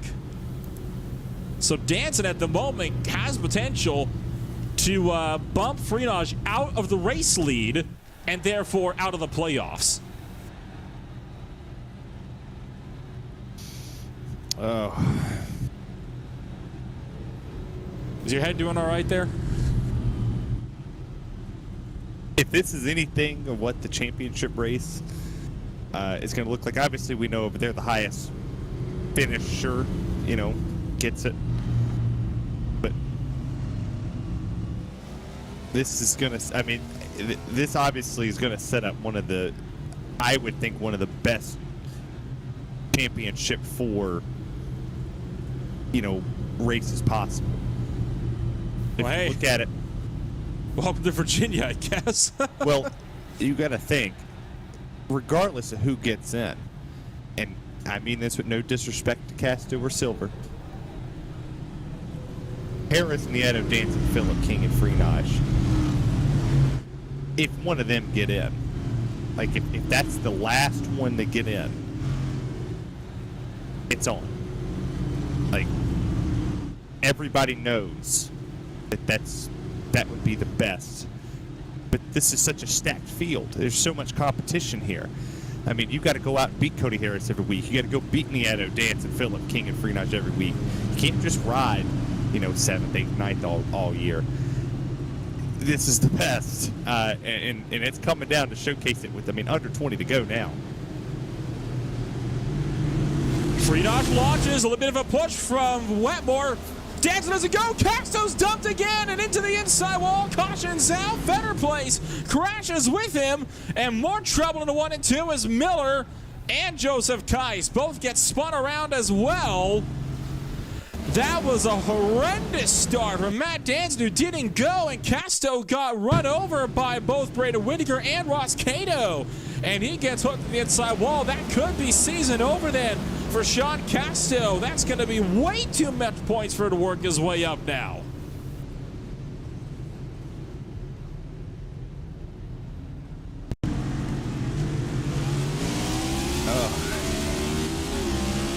I'm not sure if I need an ibuprofen or something stronger after this one. I might drink a beer, maybe a whiskey. I got to work tomorrow.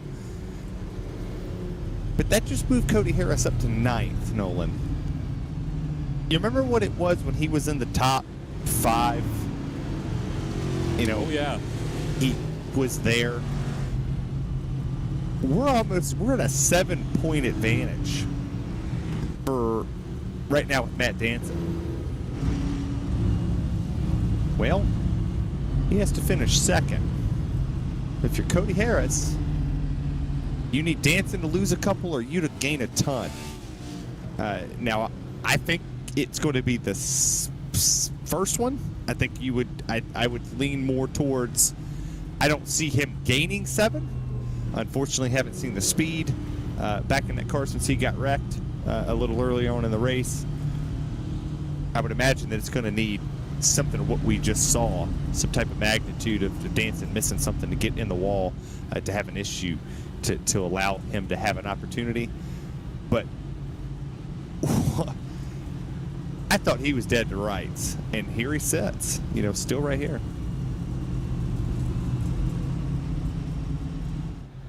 It's again one of those cases of just when you think this race couldn't throw anything else into the mix, it finds a way to throw something else into the mix. Danson has been bumped down to third. Still has the potential to get turned. If Danson gets turned, that puts Harris exactly where he needs to be, which is obviously up there in the top 4. Danson is not safe. Not this late into the race when you're going to be going green with less than 15 laps to go. Freenosh has a bit of a rough ride ahead of him as well, as Tom Wetmore will be chomping at the bit trying to go through as well. Jimmy Miller, you can see in front of these guys, he is still being scored as on the lead lap, so he's going to get waved around the safety car here and catch up to the tail end of the field. He is the reason why he's in front of the leaders is because he did not get out in time before the pace car left pit road, but he did get out in time to stay in front of Andrew Freenosh. So he's going to get waved around. He'll stay on the lead lap. One mistake, though, is going to see Freenosh's championship hopes fall away from him.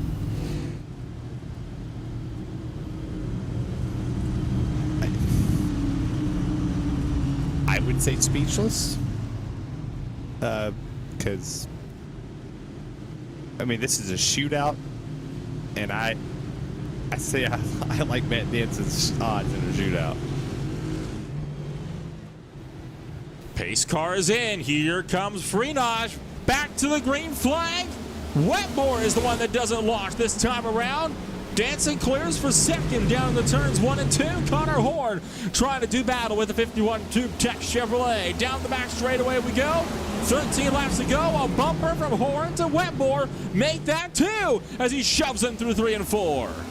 Didn't we just see Connor Horn at one point in time spun on pit road, back of the field, tail end of the longest line? He's 4th, thanks to all the calamity that's kind of fell upon this here. Harris is moving up. It's now a 6-point difference. And he's got 6 people in front of him. Oh, no! Oh. No, he missed it. Oh, there goes Horn. A bad night turned bad again. That's like the 20th time we've seen him around. He stuck the landing. No damage. No damage. He did keep it going, kept out of the wall. Watch Harris on the bottom. He just went for it. And a good thing he did, because if he had a full throttle to get through that mess, he would have got a face full of Horn right after he came around. As Horn did collide a little bit with that inside wall, but not enough for there to be any damage. This will be on board with Cody Harris coming around turn numbers 3 and 4. Could this potentially be a championship-saving maneuver as Harris went to the inside? He upset Ross Cato and, just shoot right through. He's only 5 points back from Matt Danson. Once again, anything happens to Danson, Harris is going to be right there. Well, good thing this is the Full Throttle Real Sim Cup Series, because if he wasn't full throttle right there, he would have got a horn. Right? And he got a horn, he would have won it. It's 5 now. 5 points. That's all he needs. So, I mean, he needs Danson to lose a couple, and he needs to gain a couple. What a race. What an absolute barn burner.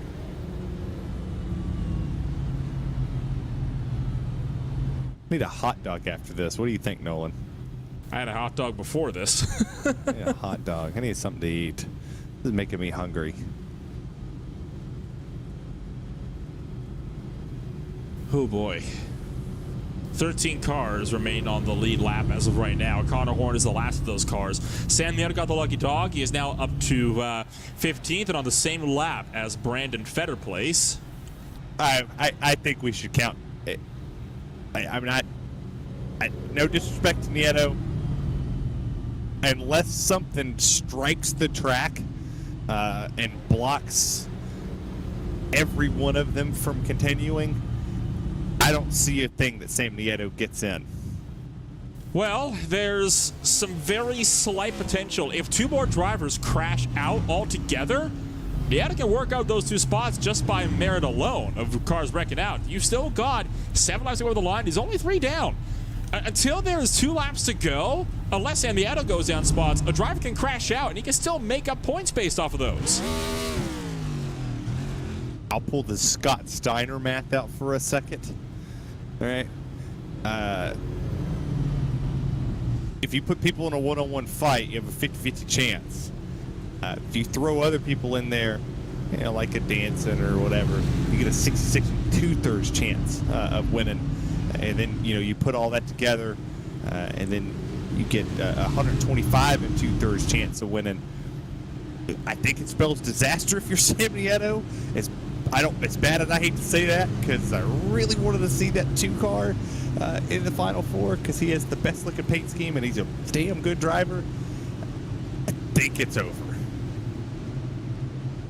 6 laps to go in the boosted 250. Friedosh gets on the loud pedal. We are back to green, and he is trying to hang on. Now it's Rabel to get dumped, and I think that'll be overtime.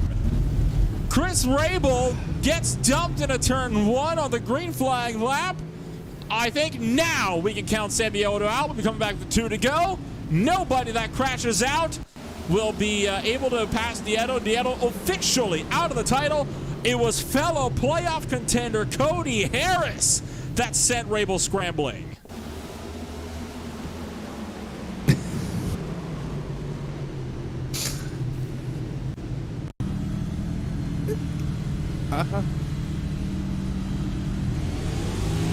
That's all I got.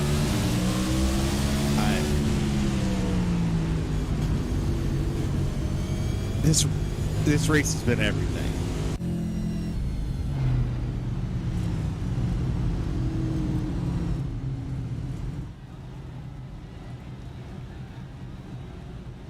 I don't have any words either at this point in time. I mean, that is a playoff contender that just dumped Chris Rabel. That could have big points implications for Cody Harris. So if he finds some way to get himself in off of this green-white checkered, will it stamp? Well, he's not claiming that caution. Yeah, I'm not claiming it either. All right. Unfortunately, though, if he's found at fault, the penalty is, I believe, almost triple.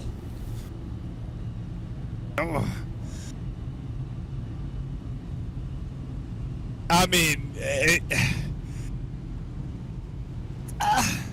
it's that risk reward. Remember, we talked about this at the start of the playoffs. I mean, these drivers had to consider, you know, he starts right behind Danson.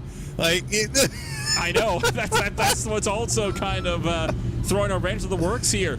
I mean, if he doesn't claim a caution, that's fine. He doesn't get the point penalty at the moment, but if he doesn't afterwards, I believe it's a 3-point penalty then for Harris. If you know, say he gets in by 4, you know, I guess that's the risk he's taken. That's the risk reward. Says he wins the race. How are you going to penalize the guy? You're going to take the win from him? You know, all right, I'll play stupid for a second. Say he wrecks Danson. Say he does to Danson what he did to Rabel. He wins the race. Do you take the win from him? Do you boot him out of the championship for it? Do you give him a point penalty for next season? Like, well, you can't give it to him for next season. I mean, not if you have 1 race to go yet. How are you going to penalize him points? Because he won. So, do you take the points? Do you take 3 off the win? Because then he still locked himself in, and you really didn't punish him. Like, if you're teaching him a lesson, you would do it for next season, I guess. I don't know. This seems fun. Green-white checkered attempt number 1. If they take the white flag, race is official. If they don't, we get another caution. We stack them up and do it all again. Friedosh, in a desperate position, has to hang on. 1 mile of racing left in the boosted 250 if they make it to the white flag. Green flag in the air, and Danson has a good launch on Andrew Friedosh down to turn number 1. Gives him the bumper, but he's not going to get there just yet. They've still got the back straightaway and all in the final lap to make this one work. Wetmore side by side with Danson. Down to turn number 3, gives him the bumper again. Do they make it to the white flag? Yes, they do, just barely. They crash hard in the background. Danson's got 1 chance to go for a race win. He's secure where he's at. He's just got to make it around 1 more corner. Looks at the inside, trying to dive it in. Another shot to the bumper. Can he upset the 88? No, he can't. Friedosh is in. So is Kevin King. Agnell Phillip, I think, hangs on, and Matt Danson will take 4th. what in the hell did we just watch? Like, from start to finish, you got a walk-off winner, didn't put a wheel out of line all race, right? Well, let's cover the stories for a second. Didn't do anything wrong, Andrew Freenage. Danson drove his carcass from 13th to 2nd to get in. Cody Harris, well, he spent 97% of this race trapped a lap down. The 3% he didn't, he finished 3rd and had a shot to get there. Didn't take it, though. Well, I mean, he couldn't. They were, bonsaiing in front of him. I'm not gonna lie. When I saw Danson go for that last lap Hail Mary down to the turn 3, I thought Freenage was getting dumped, and I thought it was over. But he held on, and what a shout out to the Battle Beaver 88 as he takes the race win and therefore punches his way into the final round. It is not over for defending 4-time champion Andrew Freenage. Let's take a rundown of your official post-race results. I guess unofficial post-race results at this point in time. Yeah. The boosted 250. Yeah. Freenage, the winner. Danson in 2nd, Cody Harris in 3rd. Freenage and Danson are both locked in to the final 4. Ross Cato will be in 4th place with Connor Horn in 5th. Braden Whitaker is in 6th place with Chris Rabel in 7th. Michael Araya is in 8th. Sean Casto missing the mark as he crashed coming to the white flag with Agnew Phillip. But Phillip had enough of a point gap that it didn't matter. He is also in to the round of 4. Yeah, we go back there to 11th with Minotzi Major, Jeremy Miller, and then we start getting into the people that kind of got trapped early. Brandon Fetter placed 2 down. Tom Wetmore got wrecked there at the end. He goes 3 down, I guess. I don't know how. Nieto, Papineau, Joseph Tice, Brandon Bowie, Grant Davis, Jaron Winemaster, and then Harry Grindell back there in 21st. What a wild, wild way to end the round of 8. It was a race full of constantly shifting battles left, right, and center. We are still waiting for the top 3 to come and give us a chat up here in the booth. I think they're also trying to take in what the heck just happened down there in this one. As unofficially, it is King, Freenage, Phillip, and Danson all in. We're going to run down through some of your podium drivers here. We'll start it off. Well, I guess we'll start at the bottom. We'll work our way up with the 3rd place driver of Cody Harris. Cody, you come into this race, you finished 3rd. A solid podium finish despite all the mishaps in the middle of the race, but not quite enough. You missed the mark by just that little bit in the round of 4. It's got to be tough. Yeah, I knew I would have to do well, if not win. I thought I had the pace maybe to win based on, did a lot of practicing outside, but then I got in that incident when Nieto had his trouble and my car was awful and completely destroyed. The toe was bent. The wheel was at like 45 degrees for 3/4 of the race, but came back up through there and just didn't quite have enough time to make anything happen. But overall, it was a good season for me. It was a good season overall for you, and you definitely show that you still very much have the ability to go out there and race for the solid championships. Do you plan on going out to see if you could potentially make a run at the title for 2023? Yeah, that's the plan. I have a lot of fun doing this. It's definitely frustrating to not make it, but it's a great group of guys. There's a lot of stiff competition in here, and yeah, I can't be too upset with a 3rd place after all that chaos. So yeah, it was a good race. And congrats to Andrew. He needed to win to get in, and that's what he did. So I would have loved to see what could have been between me and him had I not got the damage early on, but that's just racing. And of course, you still have the one race. You might be out for the points for the championship, but you can still go out and get that last little bit of glory over at Phoenix. Do you still plan to race just as hard as you would have had you been in the Final Four? Yeah, I don't want to get in the middle of a title fight or anything, but I also want to show that if I were to be in the title fight in that last race, that I would have been a factor. So looking forward to it. Well, it should be a fun ride then here tonight, as it'll be a fun race for you all coming up, I imagine. Well, thank you for joining us here tonight, Cody. Best of luck in Phoenix in 1 week. Thank you. That was Cody Harris joining us up here from the third position, and what a ride it was for him. We will get a chat with race winner Andrew Friedrich next while Matt Dance continues to work his some other technical difficulties out for himself. And Terry, you're standing by with our race winner. How about that, Andrew Freenage? Yeah, man, I can't freaking believe it. I'm still shaking. I don't know what just happened. We just walked it off. How about that? How about that? What a... I can't say that, but that was a good old-fashioned butt whooping, and you did what you had to do. You said last week that this was your chance. You come in here, you did it. How much practice did you put in, and was anybody in your ear telling you, hey, man, you know, you got to finish second, you got to finish third, or did you just say, you know what, I'm going to win this dang thing? A lot of laps this week, a lot of long runs. I was confident on the long run. I think we showed it. We had really good speed there. So when we started getting those cautions, man, it was nerves. I was shaking. You do this so many times, you think you get used to it, but not at all. And yeah, I had Paul, my spotter. He's been there all year, crew chief. He just does a great job, and he was telling me that, you know, we could have finished second, could have finished third, and then Sam started getting up, and he says, you got to go win this thing. We were trying to win it from the get-go, but man, I can't even believe we had a shot at it. We just been off this year, and for whatever reason today we had the speed and we were able to close the deal. Well, I guess I'll ask this question. I never really thought that, you know, I would have to, but you got some haters out there in the chat. What do you say to your haters out there that think you maybe have an advantage, that you just went out here and, well, you took them to the woodshed at Martinsville? Yeah, I mean, you're not going to please everybody. I practice my butt off, and there's a lot of people better than me. I put in the most effort I can with Road to Pro. So, if you don't like me, that's fine.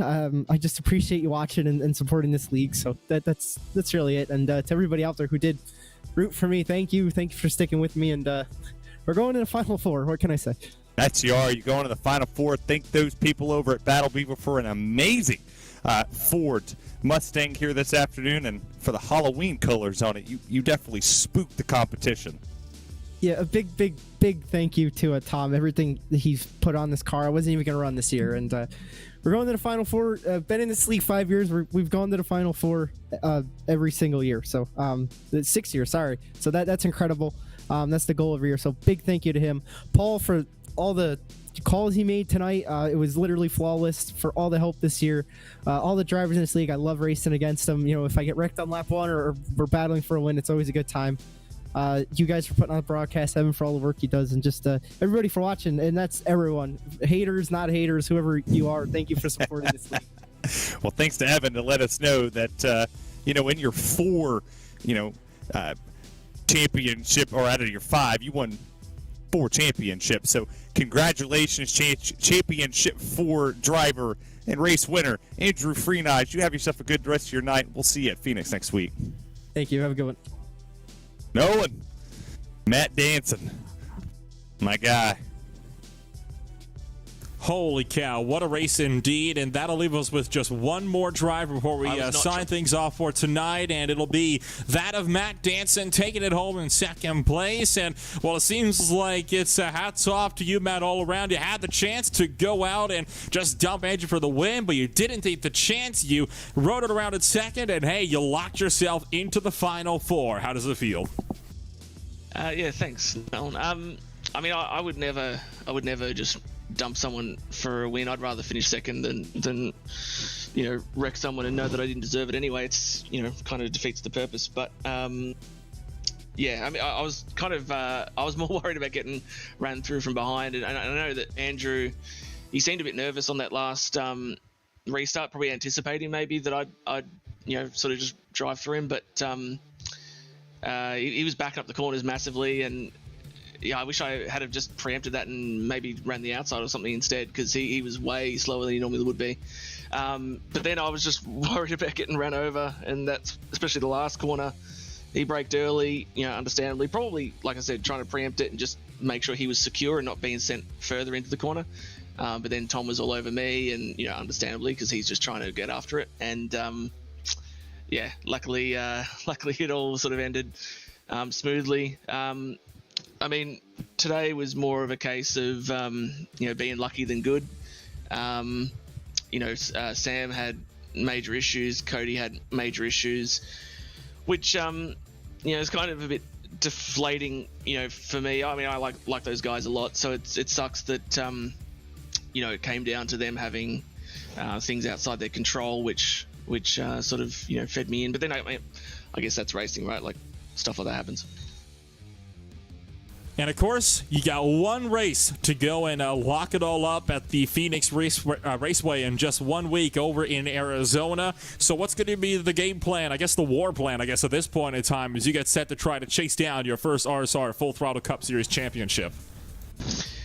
Great question. Well, I mean, shout out Andrew for coming in clutch. I knew he'd be super strong at Martinsville. He always is. I think last year we finished 1-2 as well. I needed it. Like, I was in a must-win situation then. But for Phoenix, I don't know. I mean, I remember early in the year, I felt like I had pretty good pace, but then I botched quali and didn't qualify for the race. So didn't get to show any of it. But Phoenix is a funny track, and I feel like the car's changed a lot since then as well. I feel like I'm lacking on the long run pretty heavily, so that's something I need to work on. But Kevin, Agnell, Andrew, they're going to be forces to reckon with. I'm just kind of going to be there and see what I can do. But massive shout out to my number one hater, Terry Radford. He said it could never be done since the first race, and here we are. So this one I'm going to dedicate it to Terry for sure. Appreciate that. Oh, I boy. get to eat my words. Well, keep making people eat those words, Matt, and best of luck next week in Arizona. We'll see if you can be the one to finally unseat a 4-time champion. Yeah, well, I mean, I'm the only one who's done it so far in Winter Series, right? All I need, I reckon, if Terry says that I've got no chance, I'm going to finish last of the 4, then I could be in for the championship. I just need that. I need that. So we'll see. We'll see what happens. Well, I'm not going to jinx it. Thanks for joining us tonight, Matt. Best of luck next week in Phoenix. Appreciate y'all. Take care. Holy cow, what a guy. Well, that was a race. It was very much a race, and I have to say, I think that was one of the wildest races we've had yet in the RSR Cup Series. What on earth are you wearing over there? That's a massive change from earlier this race. What? It's a chicken. On my list of things I did not expect to see when I came to work today, that was definitely not on the list, but it should probably have been very high on my list. But anyways, you got your top 4, right? You got the top 4 guys that were all locked in beforehand. You've got the 4 big players. You've got Freenush, you've got Phillip, you've got Danson, you've got King. 4 very, very equally matched drivers. I would say all of them have just as much of a chance as the other to be able to race their way into a championship next week in Phoenix. Every one of them have a bigger opportunity than the other, right? Andrew Freenush, the 4-time champion, he's done everything. He's done what he needed to do. We look at the standings here. Kevin King, you can't discredit anybody, but if you think of the championship favorite, you're kind of looking at Kevin King. No offense. I think it's going to be a top 4 in no particular order. Right there. I believe that'll be the top 4 in the finishing results. Do I think somebody has a better advantage than the other? I think Kevin King by a slight, because he said time and time again, it's his favorite track. He's had a long time to prepare. I mean, he won at Vegas. So he's there. He did what he needed to do. He did it early. And if you think of Freenush, Phillip, Danson, they didn't have a whole lot of time to practice for Phoenix. They'll have this week. King's had weeks, and he's done it. He's done leagues there. He's done what he had to do. I give him the slight advantage. Freenush the advantage of being experienced. Phillip the poise, and Danson have just proven me wrong. He's done it every time. I said he couldn't. I didn't think he was. I thought he was the weaker link out of it. He comes out here tonight. He finishes P2. I think it's anybody's ball game next week. It's all going to come down to a head next week. 4 drivers get sent to enter the gladiatorial ring, and only one of them will be leaving a champion. Will we be seeing Andrew Friedrich walk out with a first ever 5th championship in the Real Sim Racing Full Throttle Series Championship, or will we be having a brand new one crowned over the next week? There's only one way to find out. That's to tune in to RaceSpotTV. Same time, same place. My name is Nolan Radford with Terry Radford in the booth. Joshua Lee has been doing a great job behind the scenes for us so far this season, and we're looking to have ourselves one heck of a way to end it all off. We'll see you next week where we get set to go to war in Arizona.